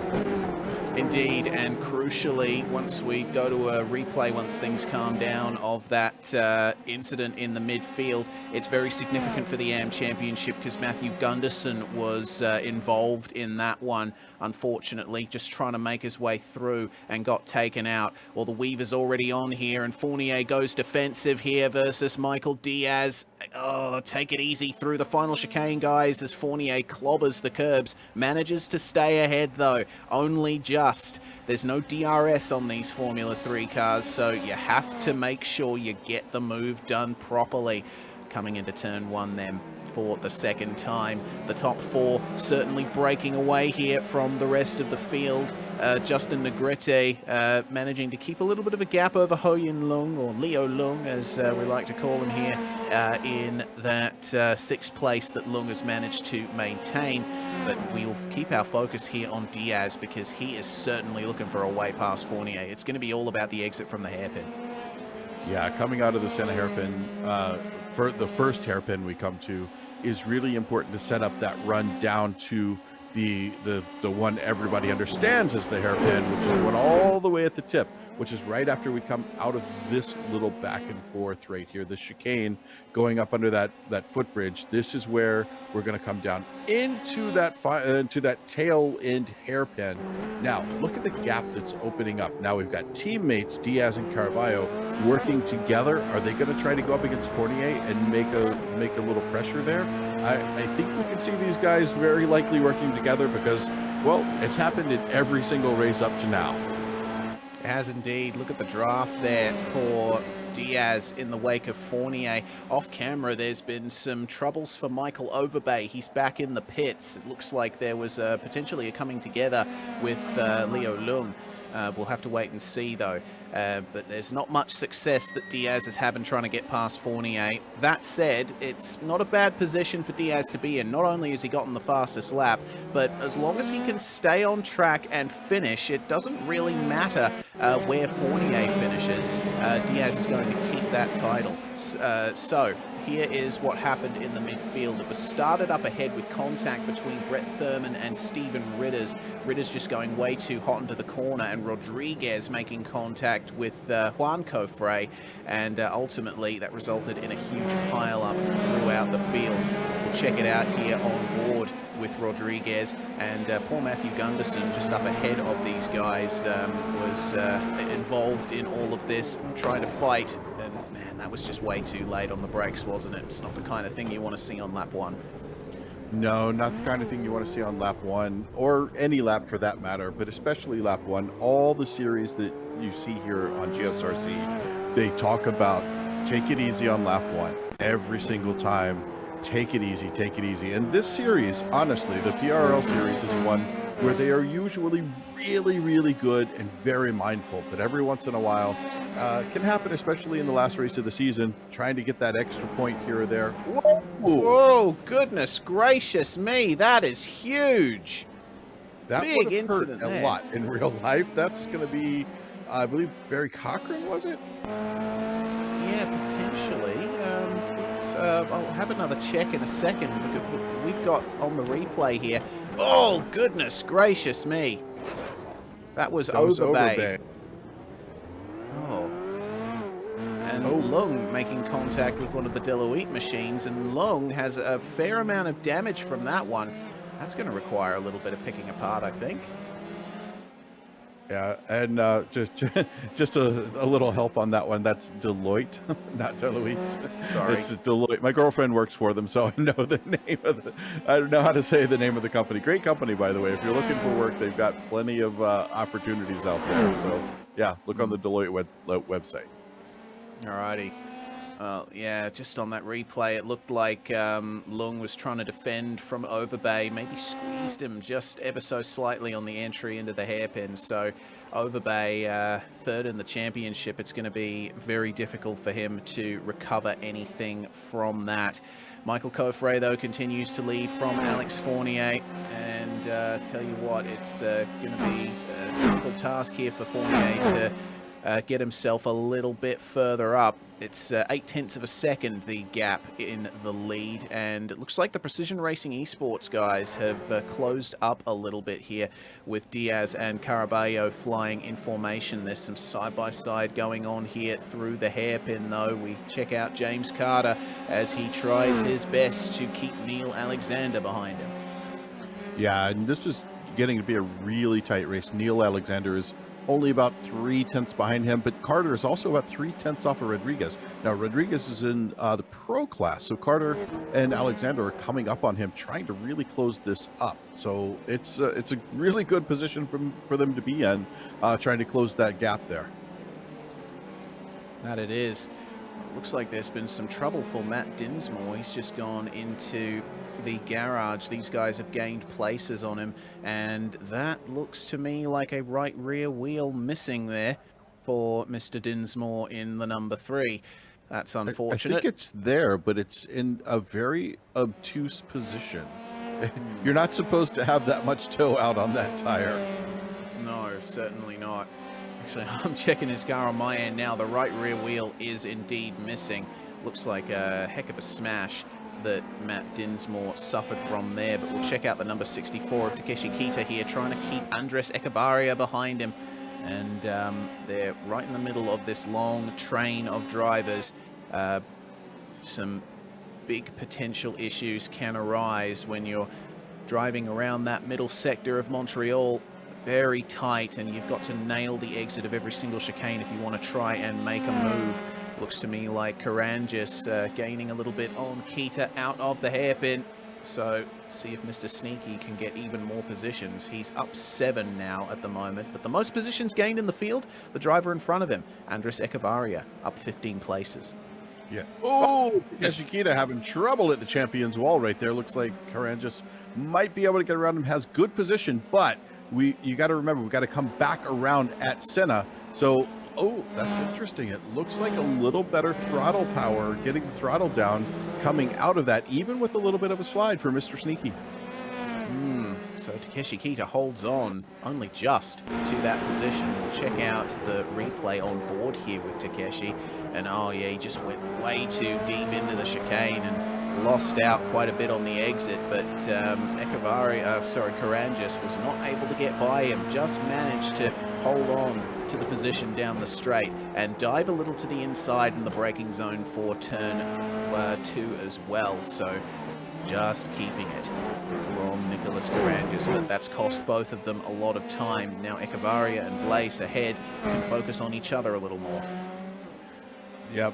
Now I want to give a little love to the AM class here. If you take a look, we've got kind of a big gap here between Doucette and Negrete. It's kind of a big gap there, but this is the leader of the AM class. Now behind him, P2, a name we know very well from the GT4 series, Richard Swindells, is about 9 seconds back from him, kind of driving a race all by himself. And then Brian Lowe is going to be the 3rd place, I believe, in the AM class.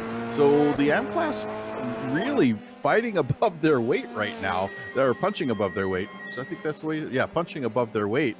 Man, these guys are really making moves up into the top 10 on this field.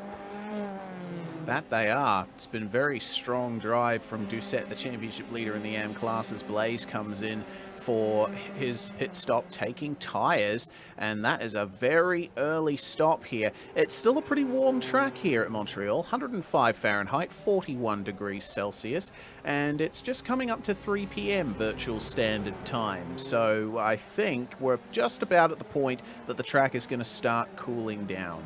But tires will definitely help him out there. Yeah, taking tires, I'm kind of surprised, but also not too overly surprised. Now, he was really our first, we'll call it intended pit stop, Michael Blaise was. And he was stationary for about 7.5 seconds. I have 7.6 on my watch, 32.5, 32.4 on his cone-to-cone time. Now we have something to measure everyone else against. So where was he when we started? Where are those people who were around him going to be? That is still to be seen as we watch the pit stop rotation start. Looks like Gunderson has come in. Don't see anyone else trying to make that right now, though. But back up to P3 in the pro class, Caraballo and Diaz have changed places. Caraballo is taking a little bit of a run out in front of his teammate. Yeah, interesting to see that. I don't know if that was a coordinated swap or if there was a mistake for Diaz, but I think Michael is just, you know, he's just driving to the situation at the moment. He knows that he has the championship lead by 29 points over Fournier. As long as he can finish ideally in the top 5, then he's not going to be under threat for P1 in the driver's standings. So just sit behind his teammate, catch some draft, save his car just a little bit, try and keep it out of the wall, and Bob's your uncle. Yep, Bob's your uncle it is. But, ooh, nice little bounce there. I think that's a really stiffly set up car. And that's actually, so I've been working this track in some GT cars this week, trying to work on some setups. And I have opted to go pretty stiff on the suspension for this one. I think it does suit the cars well, even in these Formula 1 cars, or Formula 3 cars. Take a look at the replay coming through Senna. Looks like he just kind of fell off speed, and yep, teammate goes around him. Look, going around the outside, trying to, anyway, yep. That looks like it was a coordinated effort to me. I think that was a decision they decided to make, maybe to save some fuel. Yeah, potentially. Don't forget there's a 50% fuel tank restriction in the Formula 3 series, which does require a stop as Andres Echevarria gets passed by Takeshi Kita. So Takeshi now up into the top 10, which is excellent to see. Kita's definitely gotten the pace on here in these last few laps after his ever so slight mistake, and now continuing to work his way forward. We are not even halfway through this race, and there's already been a ton that has happened. Many drivers are now out of the race. It looks like Max Chablis is out. Leo Lung, Matt Dimsmore, Michael Overbay, and Brett Thurman and John Almanar unfortunately retiring just a couple of laps in thanks to that lap 1 incident. But the race will continue for the drivers out on track, and there's still plenty of battles to be decided, like the one between Roberto Cofre and Brad Miller right here. Looks to me like Miller just losing that place there to Roberto when they went through the chicane where famously Jenson Button passed Sebastian Vettel on the final lap to win the Canadian Grand Prix in 2011. That was quite the interesting race, that one. But this Formula 3 race, I think, certainly giving it a run for its money. I think that was the race. So I was a huge Jenson Button fan, and while now I am a major fan of Sebastian Vettel, back then I didn't like his attitude. I think he's changed quite a bit. He's definitely matured. But when that pass happened, I think I giggled a lot, and I was saying something about how Jenson Button was the best driver who never won a race. And then he won a race, and then he was the best driver who never won a championship. Then he won a championship. So who can we put that commentator's blessing on today? Good question. Very good question. I think we might have to wait a few more laps before we can make a decision on that one. There was a nice bit of side-by-side racing just then between Vargas, Alexander, and Carter. It looks like Carter's catching up to Alexander, in fact.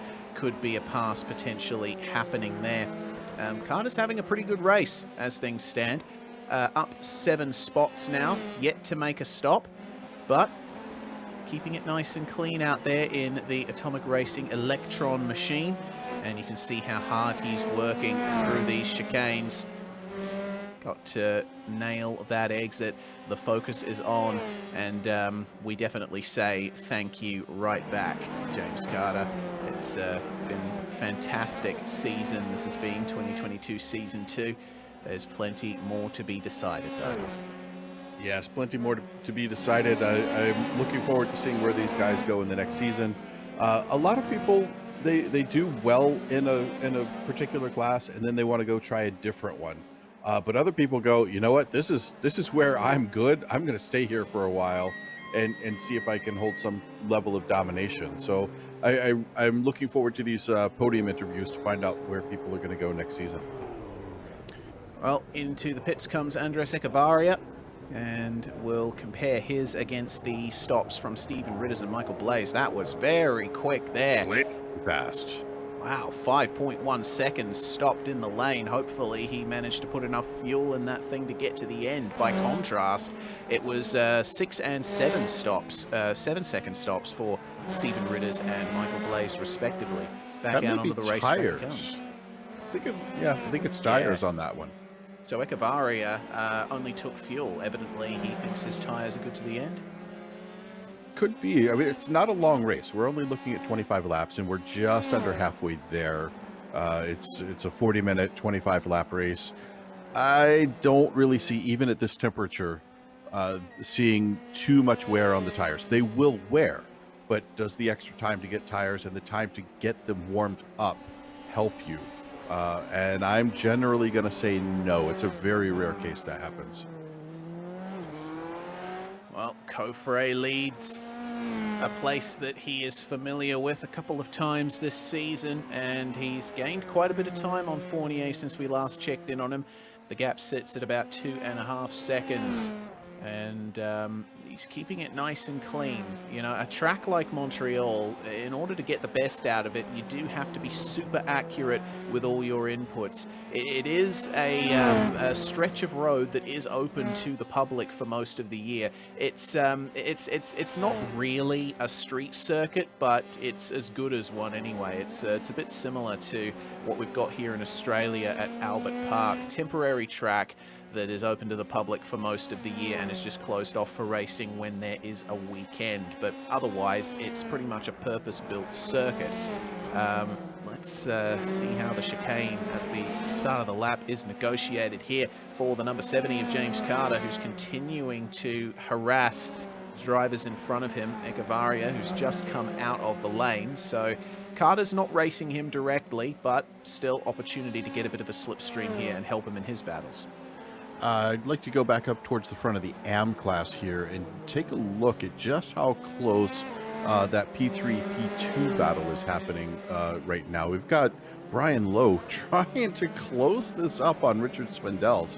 Richard saying, no, sir, I'm going to get the launch off this hairpin and let you come catch me. But remember, the draft is fairly powerful here, and this is a long straight. And with the current gap of only 0.8 of a second, just under, it's going to close up pretty quickly, and he's got a chance to get back around. If he doesn't get too much of that curving, I think he hit it just right. Just right indeed. We'll see what the lap times are like as they come across the line, and it was 0.6 of a second taken out for Brian Lowe and Richard Swindells last lap. It's another 0.3 that he's gained on that lap. So this battle is certainly heating up. There's quite a few drivers that have already taken their pit stops. These drivers are not two of them, and that's a little bit of an overshoot there, almost taking the Sebastian Vettel 2019 line through that second chicane, but keeping himself honest, keeping Richard Swindells honest as well. Could be a great battle here for the last spot on the podium in the AM class. Yeah, it looks like so Greg Doucette is out in front of them by a good margin. Richard Swindells is about 8.25 seconds off of him, and that is actually the next car up. So there's no pro class car in between them. So Greg Doucette leading the way with Swindells and Lowe right there. But look behind Lowe. It's Mr. Sneaky. Here he comes. Here he comes indeed, but here comes Brian Lowe in the draft of Richard Swindells. Looked like a pretty good exit. He's going to draw alongside on the straight. Can he take the inside coming into the chicane at the end of the lap? It's not traditionally a big passing spot, but it looks like just ahead there, Swindells is going to give him the place, and they get through there nice and cleanly. But have a look at Takeshi Kita as he drafts up to the back of these two on board with Mr. Sneaky. He's obviously going to be aware that these guys are not directly racing against him, but he would still very much like to get by because Kita is on a roll at the moment, up 10 places. Of course, a couple of those would be due to other drivers taking stops, but still, it's been an excellent gain here for Takeshi. Yeah, Takeshi making another nice Mr. Sneaky patented drive, working his way through there. But a little quick advice for Richard, when that situation comes up again, my brother, make sure you make that dive into the pits. You were right inside the pit window. I think I would have gone and taken that because you can really make up some time there just by diving fast into the pit. And because you brake so late, you can mess up the guy trying to pass you. Yeah, exactly right. That's something that we haven't talked about yet is the pit entry here at Montreal. You're on the racing line, but the braking point for pit entry is far beyond the braking point for the chicane itself. So if you're wanting to pit and you're directly behind someone, you're going to cost yourself quite a bit of time just slowing down. Of course, sometimes in other series I've seen drivers go for what looks like a dive bomb into the chicane, going up the inside of the driver ahead when really they're going into the pits. Race control tends to frown on that sort of thing. The draft is on for Mr. Sneaky. He's not going to be able to get by coming into the chicane, and there you go. That's exactly what I was talking about. He had to get on the brakes, but he was going for the pit lane. That has cost him probably about a second. Yeah, I was going to say I didn't know you watched me race here before, but that's exactly I've done that so many times. It's fun. It scares the bejeebus out of the person you do it to. But Mr. Sneaky making a very nice pit time there, 4.6 seconds stationary. I think that's the fastest one I've seen so far. Good time for Takeshi Kita, 27.5 total cone to cone. Yeah, excellent stuff there from Takeshi. He's that is definitely the fastest pit stop we've seen so far. So he's definitely confident on the fuel he's got to the end. Meanwhile, number 76, Neil Alexander, trying to make his way past Andres Echevarria. This is another battle of one driver that has pitted and the other has not. Looks like Echevarria, he is good to the end. But Alexander, he still has yet to come into the lane. Meanwhile, speaking of lanes, Michael Kofre in as well from the lead of the race. The first of our top 5 to really go for it. Looks like Justin Negrete has joined him in there as well. That's another pretty quick stop there for Michael Kofre. 5 seconds dead, just about. Yep, pretty good stop, but his cone to cone is almost a second off of Takeshi Kita. So I don't know how Takeshi did that so well, being stuck behind another driver as he tried to make his entry to the pit. There was some magic that happened there. He's just being sneaky again. That's all I can say. Yeah, well, Alex Fournier is the one in the lead at the moment in the 116, and it looks like Caraballo up behind him with Diaz dropping off a little bit. Diaz is now 2 seconds behind Caraballo. But Fournier is not going to be worrying too much about that. He's just looking to get the finish on the board, try and secure second place in the championship at this stage. But now that Michael Kofre has pitted, he's come out in 4th place. Now is probably about the time that these guys will be looking to try and get into the lane. Kofre out of the hairpin as Fournier comes up to the chicane. They don't go for it, do Kofre or Caraballo, but Diaz does. Diaz does, and it looked like, I'm sorry, I was watching something on the back side there. It looked like Gunderson had a little bit of trouble getting through one of the chicanes back there, but right here, Michael Diaz in the pit lane, working his way down, trundling along at what seems like walking pace once you've been out there racing. Gets a good stop, dead on in his pit. Let's see how long he stays stationary here. 4.5 seconds, 27.8. That is quick, my friends. Holy pit stop, Batman. That's amazing stuff there from Michael Diaz, and really sets the tone for what could potentially be a battle for second with Alex Fournier if he can gain a bit more time on his teammate Moises Caraballo. Looks like Brian Lowe has gone into the lane as well. It's About 4.2 seconds stop for him on my end. But now we focus on Fournier and Caraballo. They are now the only two cars yet to come into the lane. Neil Alexander has just popped in the AM class. So, with 9 laps to go, coming up to 8 when they cross the line next, this is going to be crucial here. Fournier and Caraballo, surely they would pit on this lap. I would expect so. We don't have a whole lot of opportunity for them to do it. And looks like, yep, popping right in. That's a really good run into the pit lane for Caraballo there. He came in a lot hotter. Look how much he was able to close up on Fournier. This is going to be interesting to see how long these two drivers are going to stay stationary. And my money is on the cone-to-cone time, leaning a little bit towards Caraballo. But let's take a look at the Fournier time against Michael Diaz. Michael Diaz stationary just a tiny bit longer, but cone to cone also right about a 10th apart. So really good stop from Fournier. Excellent stuff there, and have a look. It's brought him out right behind Michael Coffray. The gap is a lot tighter than it was before either of them came into the pits. And the way the pit exit works here at Montreal, you end up cutting the first corner. It almost looked like Fournier was going to go side by side with Coffray there. Well, Protocharge SimSport trying their best to hold off Fournier here. This is going to be a fantastic fight for the lead, but Coffray, you got to remember, has another lap out there or two, and would have been able to get himself set into a rhythm. Goodness gracious. Wow, I've just seen your text message there, Michael. Looks like a very quick stop for Caraballo as well. Caraballo, I'm assuming my timing and scoring is right, but look at that, 4.066 stationary time, 27.3. That is a fast pit stop.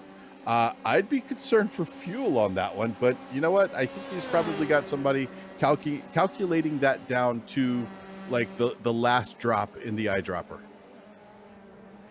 Don't forget Abner Acosta, successful racer here at the Precision Racing League, is with these guys, and he's doing their spotting for them, so he'll evidently be helping with that one. Fastest lap for Michael Coffray, meanwhile. He is putting the hammer down, 1 minute 30.4. Meanwhile, Fournier's fastest lap is about 0.2 slower. So I think the battle is still very much for second here between Fournier and Caraballo. Yeah, Caraballo not that far off right now. If we look at the gap, it's only about 0.9. That is close enough here to get a good little pull when you get into the draft heading down these long straights. This track is kind of a drag race, chicane, and it's really about the exit of these corners. A lot of people like to focus, as I've said before, on the entrance. If you change your focus to the exit, and there was a car sideways right there out of turn 9, I believe. Chablis. I think that was Max Chablis. Yeah, well, he was stopped there for a second. That's unfortunate there. Let's see what happened to him. Did he lose it on his own coming into the chicane? Looks like he might have been going a bit slow there to start things off. No, he just goes into the corner, gets over the curb. The car was already sliding at that point, but certainly didn't help. And Chablis, I think, just stopping to let others go. Didn't want to get a dangerous re-entry. Yeah, good heads-up driving there from Max Chablis, making sure he doesn't get into the way of those other cars coming through. It is a dangerous place to be, and I'm sure there were yellow flags flying and waving as they were coming through there. As Michael Coffray pulls yet another fastest lap, he's down to a 1:30.342. He's on fire at the moment, is Michael Coffray. Definitely looking for that victory this season. It's something that has eluded him as well as the majority of the Coffray squad. Oh dear, that's a problem there. A little bit further back for Carangis, yeah. Yeah, Carangis, unfortunately, as we take a look on the replay here, trying to come through. This is going to be one of the earlier chicanes, I think, turn 4-5. Trying to come up. That was coming out of 9 on his way down to the hairpin. Right here, gets into the brakes a little bit too much. I think he may have just had a bias issue. A lot of drivers like to play with the brake bias from corner to corner, and either he overset it or forgot to reset it for that corner would be my guess, because he's been very consistent going through these corners and just having a nice settled car into every corner he comes into. But when you go into one like the hairpin there, boy, does it get crazy, and you probably want to change that bias a little bit. Yeah, for anyone unfamiliar, brake bias, you can use it to just free up the rear end a little bit. You run it a little bit more to the rear and you get shorter braking distances, but the car wants to spin under brakes. And I think that was the issue there for Karangis. He just had it a little bit too far back in the heavy braking zone for the hairpin. Well, he's focused now on trying to keep Manuel Vargas behind him. Manuel has had a tough race, down 3 places from where he started, trying to look to make up one more. Yeah, meanwhile, Michael Kofre just pulling cookie cutter laps. He pulled another fastest lap. The previous fastest lap was a 1:30.342. That one was a 1:30.334. So really just cookie cutter laps for Michael Kofre. Indeed, and I will correct myself from before. He does have 1 win this season, does Michael Kofre, looking for that second one. But Vargas in the draft of Karangis here down the straight. Not going to make up too much time, or is he? Have a look at that. That's a big dive up the inside. Only just manages to make the corner, and Karangis is going to maintain that side-by-side with a better exit. He's probably going to keep this position. Let's see what happens down at the first proper corner here. Oh, Karangis just moving over ahead there of Manuel Vargas and manages to keep the position, but Vargas is looking incredibly pacey here. Meanwhile, that's a move for second. Here comes Moises Caraballo on Alex Fournier, and Fournier gets on the brakes early and lets him go. Yeah, smart move from Fournier. He wants to finish this race. He wants to take the maximum haul of points that he can. But Michael Diaz, not that far behind. He's about 3 seconds back. Looking to put the power down now. We've got just a few laps left. We're 22 out of 25 laps, 4 to go. This is going to get pretty tight here, and this might be an opportunity for Caraballo to slow Fournier down a little bit to allow Caraballo's teammate Diaz to get a little bit closer.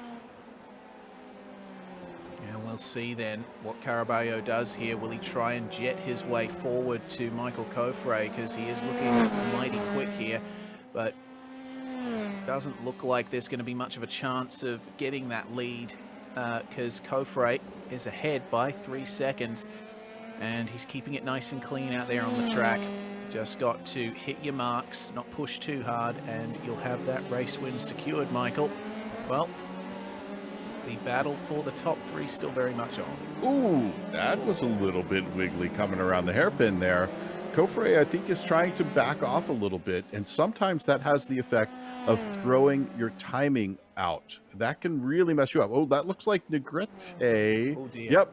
Ooh, that is not good. Out of 5th position, Negrete has a spin. Okay, and that happened down at the turn 9 chicane there. Looked like a clean exit from the turn before that. Is this similar to what happened to Max Chablis, just losing the rear on the way in? Yes, looks like it. Whew. And that's got to be one of those Code Brown moments for the car following up behind him, too. Never fun to see somebody spin. And in real life, the first thing that goes through your mind, and it's an issue you don't have here in iRacing, that because I race in VR, I have to constantly remind myself of, there's no oil on the track. In real life, there might be. There could be some sort of fluid that's on the track that'll mess you up, and maybe you can't see it if you're using like a polarized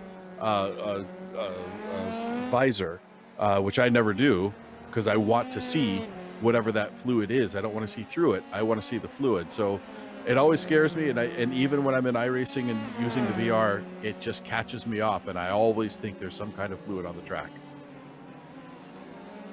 Well, I think just a case of losing the rear under brakes there in that circumstance. Well, Kofre now coming up to the start of the penultimate lap has got a nice lead over Moises Caraballo and Alex Fournier. That's a problem there for Brian Lowe. coming out of the first couple of turns. Oh, he manages to get going and get out of the way just in time. That's down to 12th and now 13th as Blaze and Karangis make his way past. Now, was this contact here with Andres Echevarria? Echevarria makes his way around the outside in turn 1, and it looks like Lowe just trying to keep him honest there around the outside, but loses the rear on his own. Yeah, it gets pretty tough out there. They're marbles that develop in iRacing and in real life when you head out that far. That's kind of off the line, and once you hit those marbles, it's really tough to hold on to the rear end. Especially if you're on the outside of turn 1. Goodness gracious me, this is close. This is low. Now he's got Karangis, Rodriguez, Blaze, and Vargas behind him. Vargas looking to try to make the move here. This is all for position. This is a 5-way fight for 11th on the track. 2x2 into the hairpin. How you going, mate? Goodness. Wow, that's kind of crazy to have that many, and they're still going at it. Look at this. We've got a 2-wide situation with this group working their way down to the the wall of champions as they get into the braking zone, just out braking a little bit, gets up on the inside, puts the power down, and we have one car diving into the pits there. That's Michael Blaze going for a second stop.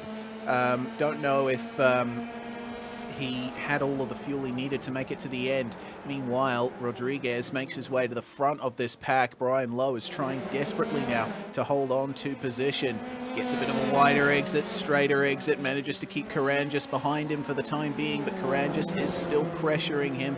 They got to keep an eye out for Manuel Vargas here as well. Vargas is probably the fastest driver of the pack here. Oh, goodness. Karangis catching the grass, and up the inside goes Vargas. Will he be able to get it done? No. Karangis holding on there with a great exit. Yeah, great exit there. And exits are really what it's about at a track like this. You don't have a lot of connected slow corners. So it's not so much a focus on the braking and entry and mid-corner speed. You really want that corner exit to be as fast as you can possibly get it. Well, Michael Coffray making his way past the lapped car and continuing to work his way forward here on the final lap of this race. It's going to be a really good end to the season here for Michael Coffray. He's missed out on a lot of points, missed a couple of races, had a couple of DNFs along the way as well, but it has all come together here for the second time in 2022 Season 2. And a nice clean exit out of the hairpin. This is going to be a very sweet victory for the number 14. Coffray up on top once again. Just a couple more corners to go now. Nail your braking for the final chicane. Avoid the wall of champions. Look at that, he was barely pushing at all. He knows that he had the gap he needed. Michael Coffray is going to take the final race victory of the season here in the PRL Formula 3 Series. Moises Caraballo is going to come home in second place, Alex Fournier in third, but it is going to be Michael Diaz crossing the line in fourth place and will take the Pro Drivers' Championship. Greg Doucette, meanwhile, in sixth overall. Very fortunate for him that Matthew Gunderson was involved in that first lap pile-up, because now all he's had to do is cruise home, and he is going to get the AM Championship. Yeah, taking a look behind him, it's Takeshi Kita, Mr. Sneaky, working his way up 12 positions, but nothing to be taken away from this guy right here. Beautiful drive beginning to end. Very fortunate to stay out of that melee, that trouble that goes on. We're going to check out Michael Diaz here, because he did have a bit of an incident here on the final lap. It almost went all wrong for him. Trying to come up on the lapped car there, the number 30. Oh, goodness gracious. So he managed to get away with it, but only just. Thank goodness he had the gap that he had over Justin Negrete, and thank goodness he didn't get more damage from that, because that might have been a very dramatic end to this championship. Well, we're going to step aside very briefly here on the Global Sim Racing channel. When we come back, we will have our official race results and have a chat to our winners, our podium getters.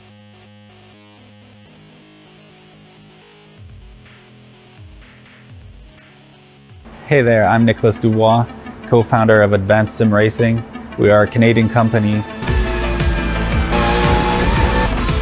So what we did here today is for a real petrol head. He's really passionate about cars, as you can see behind me. We did a turnkey solution for him based on his needs. We try to gather as much information as we can on our client, and like we did today, we install a D-box system, we install ultra-wide cube control steering wheel.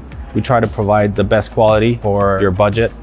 So let's say if you want a budget of 10 grand, we're gonna give you something that's the best for 10 grand. If you want 20 grand, then we always try to stay within your boundaries. We do try to make it as easy as possible.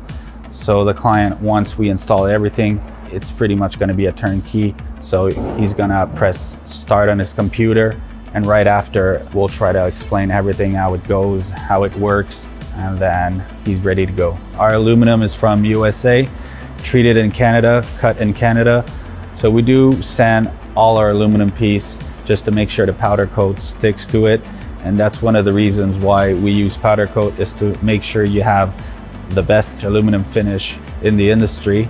And our quality is beyond what you can get with any other competitors right now. We are really, really passionate about all the gear, all the cockpits, all the sim hardware, and that's why we want to create something that's really going to reflect our passion into our product. Come visit us at advancedsimracing.com.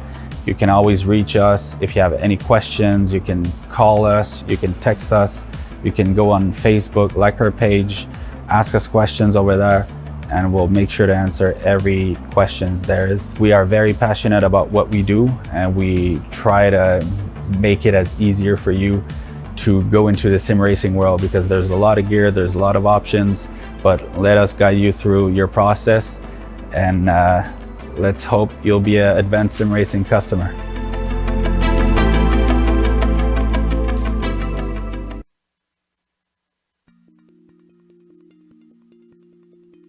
Well, another exciting race to end the season in the Precision Racing League Formula 3 Series. It was won by Michael Coffre in the number 14 by 3.6 seconds over Moises Caraballo. Alex Fournier ended up completing the podium. Michael Diaz with a 4th place finish should take the Pro Drivers title. Justin Negrete finishes 5th. Greg Doucette with the win in the AM class. That means that he wins the AM class title as well. Takeshi Kita makes it into 7th place. Stephen Ritter's just behind him.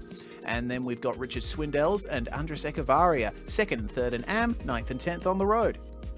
And in P11, it's going to be Rodriguez holding on with Brian Lowe right behind him, very close.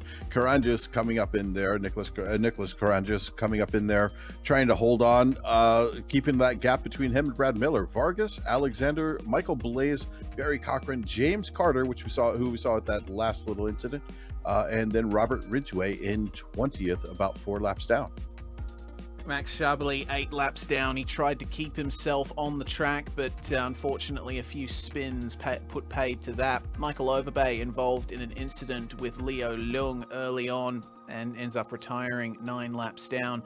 Matthew Gunderson involved in the first lap smash. He was only a point behind Greg Doucette for the AM Class Championship, but that's going to secure that. Matt Dinsmore in 24th. Then we've got the retirements of Roberto Coffre, Leo Leung, Brett Thurman, and Jonathan Almanar out on lap 1, it seems. Well, now we can go to our driver interviews, and the first one is going to be Moises Caraballo. Moises, a fantastic race for you, and you've enjoyed playing the supportive role to your teammate Michael Diaz over the season, but it looks like this time around you were the one that finished in front. Thank you, guys. How are you? Good night.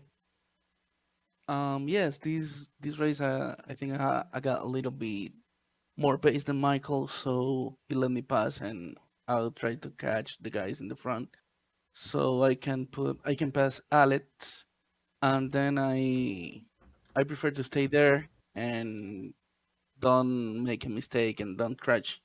So because we're going to report on Michael Coffre because he was doing brake dragging on the quali, so they talk in the briefing clear about that. Okay, so maybe a little bit of controversy here to end off the season, but regardless, I think the team result for you, certainly awesome to get both of those precision racing esports cars in the top 5, and certainly very sweet to see the championship for your teammate. Yeah, for us, it's a great job. Michael did an excellent job during the season, so I have to congrats him. He's the best teammate I ever had. He do his job. He got the car. He got everything. He's a fantastic guy. Well, congratulations once again on your second place, Moises. Before we let you go, is there anyone else you'd like to thank? Yes, I want to thanks to the guys of PRL and Michael Overbay that helped us a lot this week with the setup. He's a great guy too. Well, thanks very much for joining us, Moises Caraballo. Fantastic finish in second place on the road and in the pro class. But next up, we have got an AM class champion to talk to. Greg Doucette enters the booth and is going to have a chat to Michael Johnson. Greg, you apparently, as long as our math is correct and nothing weird goes on, are the champion, and you won the race today. Congratulations. Thank you very much. Yeah, that's great. So how did this race unfold for you? It seemed kind of like not a lot of consternation, not too much going on. You just got out there and sort of had a Sunday drive. It seemed like that, like kind of in the middle of the race, but in the qualifying, I found that that's where the pressure was, because I saw in the standings, I think that Matt Gunderson was only 1 point behind me. So I knew going into this race, whichever one of the two of us came out on top was going to take the championship. So yeah, when we were doing qualifying, we were leapfrogging each other, like lap after lap after lap, and in the standings for the qualifying. And yeah, it was close. I think that we were less than a tenth away from each other going into the race. And then yeah, I think that some shenanigans happened on lap 1, and I wasn't able to see anyone else behind me. And yeah, it's unfortunate, but because I was hoping for a good battle throughout, but yeah, it was good. Yeah, so quite a gap behind you, actually. This was really a strong win. The next closest car was, well, Mr. Sneaky. And I think if you had another 5 minutes, maybe he'd have caught you. But he was slicing through the crowd pretty well. But I don't think you'd have had to worry about him. Was there any concern once that oddity, those little weirdnesses that happened in that first lap? Did you have any concerns? Did you think, well, this is mine, I'm just going to drive an easy race? Well, I knew that I had the pace I didn't have the pace to keep up with the rest of the pros that were ahead. They were just leaving me behind. But after the accident happened behind me, it was just about bringing the car home. And I kept watching the relative to see how close the people were behind me. And whenever they were getting a bit closer, I would just put the pressure down a bit more and try to gap it again. And I just managed the gap the whole time. And it seemed to work out for me. So it's really nice to be in a position where all you have to do is manage the gap. I personally love those races. And especially when you do it well enough that the guy behind you gets frustrated and crashes. Those are even better. Exactly. Well, it would have been nice to battle it out a bit more, but you know what? Racing's racing. So yeah. So you come off of this as the champion for the AM class in F3. What are your plans for next season? For next season, I think that Team Throttle Thursday and I are going to be hopping over to the GT4s to give that a go. We've done 2 seasons of this, and it's fantastic, a lot of fun. But yeah, I think that we're going to try some new challenges to see how that'll unfold for us. All right. Well, I was going to close it out, but I got one more question because you said you're going to GT4, and I think you can probably guess what that question is. But I'll go ahead and ask anyway, because unless everybody's, all the viewers are watching, they don't know how much of a badass Richard Swindell's is in the GT4. Oh, is he? Okay. Oh, yeah. You didn't know? No, I didn't know. This is news? Oh, goody. I saw there was the guy who he has on his race team last season. I saw that he was there. Is it Robert Campbell? Yeah, Rob Campbell. Yeah. So, anyways, yeah. So I know that he was in that. I didn't know that Richard was there as well. So. Oh, you know what? I might have mixed them up because I talk to both of them so often. Anyways, it should be good though. Richard's still a good driver too. I don't put anything beyond him. So looking at going to GT4 next year.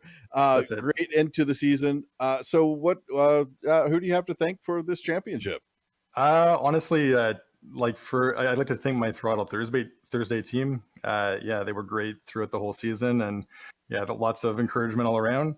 I also want to thank my family and friends for watching and cheering me on.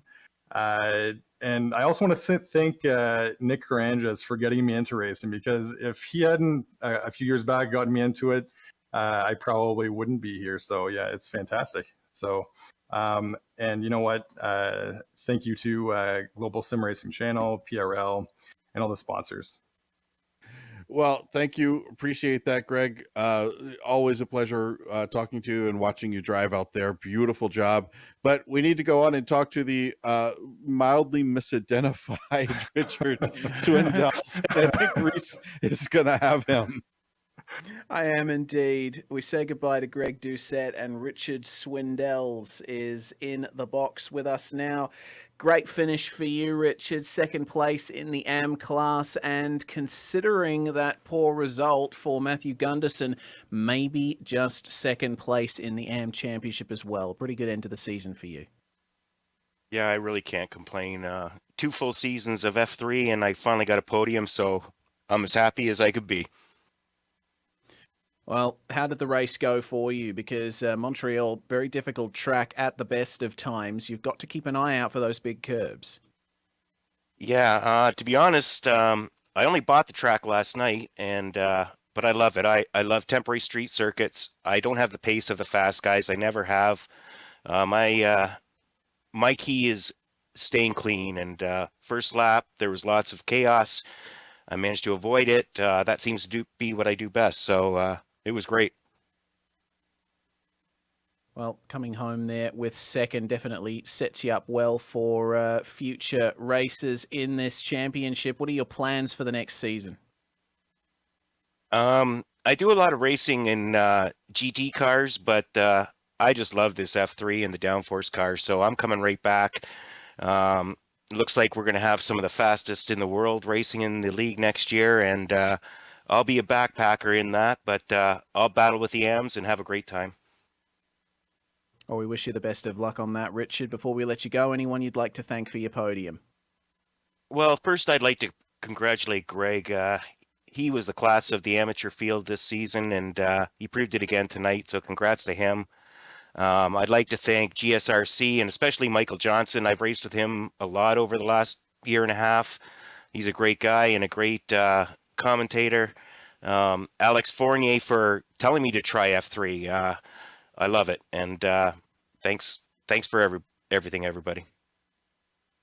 Yes, indeed. Thanks very much for joining us, Richard Swindells. And it looks like Michael Diaz has come in to the interview booth, so we might as well have a chat to him because he's just taken the overall driver's title. Congratulations, Michael. 4th place on the road. Probably not the result you were looking for, but nonetheless, it was all about finishing the race well tonight because you had a good gap over Alex Fournier going into this round. Yeah, hey guys. Thanks for the congrats. P4 is actually okay. I think I had a chance at P3 at the end there, but we had some issues. But yeah, like you said, just had to finish, keep it clean, and finish the race. Got some, not let Alex outgap me too far, and we got the championship at the end. So I'm pretty happy with that. What was the story behind the swap between yourself and Caraballo? Because it looked like it was pretty coordinated. Moises usually has better pace around here. I'm sure about this track. So yeah, we just switched around so he could maybe catch the guys in front, and I guess he caught Alex at the end there. So yeah, that's cool. It worked. Certainly did, and a nice clean finish for you. So with this championship, are you going to continue racing in PRL open wheelers next season, or are you looking for another challenge? Yeah, I'm already signed up with Moises again, so we'll try to get the team championship. I don't know where we ended up, but I think it was close at the end. And I also signed up for NASCAR, see how that goes. My first time racing ovals. Oh, wow. All right. Let's see if Michael Diaz gets to the top of the standings in oval racing at the Precision Racing League as well. Well, before we let you go, Michael, big congratulations for your championship once again. Do you have any shout-outs? Yeah, thanks again. Like always, my teammate Moises over always being there. And today, Michael Overbay for helping me with the setup, because it's not for him, it probably would have been worse to me. I was so lost at this track. So yeah, thanks to those guys. And I'll see you guys soon. Thanks very much for joining us, Michael Diaz. Well, that brings to an end proceedings for 2022 Season 2, Michael. A fantastic season. And I have to say, looking forward to seeing where the Precision Racing League goes next, because there's a really talented bunch of drivers here. Absolutely. These folks driving in PRL are just brilliant. And I think PRL does a wonderful job getting people into the right races. And even like here in the F3, where it's split up, we've got the AMP class, we have the Pro class, how they've managed to put people where they really belong, it really makes for great racing. And it also makes for great interclass racing like we're seeing here, even though they're in the same car. So I got to give a huge shout out to PRL. I got to tell you, I've sent you a lot of people just from sitting here being a commentator for your races. I've had to send several of my clients that I do for coaching over to you. And, you know, you just put on good events. So keep up the great work. I love watching it. As do I. Well, before we go here and say our goodbyes, we'll give one more thanks to our series sponsors here at the Precision Racing League, like Advanced Sim Racing. They design and build the sturdiest and most durable aluminium profile racing simulation cockpits available in the market today. Visit them at advancedsimracing.com. RaceLab. It helps you to improve your driving skills. Start using it now for free at racelab.app. It's also brought to you by ButtKicker. Feel what you've been missing at thebutkicker.com. And finally, NinjaTrader. Visit NinjaTrader.com and get started with a risk-free trading simulator to start tracking your performance. Here at GSRC, we'd like to thank the companies that provide the software and hardware for our broadcasts listed here on your screen. Additional thanks to June Lalonde, who provides our wonderful music. Check out her Bandcamp for more awesome work. Thanks to the team today, Michael, Joe, and Dougie. You can find more info about GSRC at globalsimracingchannel.com or through our social media on the bottom of the screen. Also, please check out our merchandise store at gsrc.storeenvy.com. We keep a link in the description below. Don't forget to subscribe to our YouTube channel as well, so you don't miss a moment here on GSRC. We also have upcoming races for other series listed on the screen, so check those out and mark them down on your calendar. We'll have Grand Prix Legends up next on Saturday, May the 28th at 9:30 in the morning Eastern Time. Until next time, race clean, race hard, and we'll see you on the track.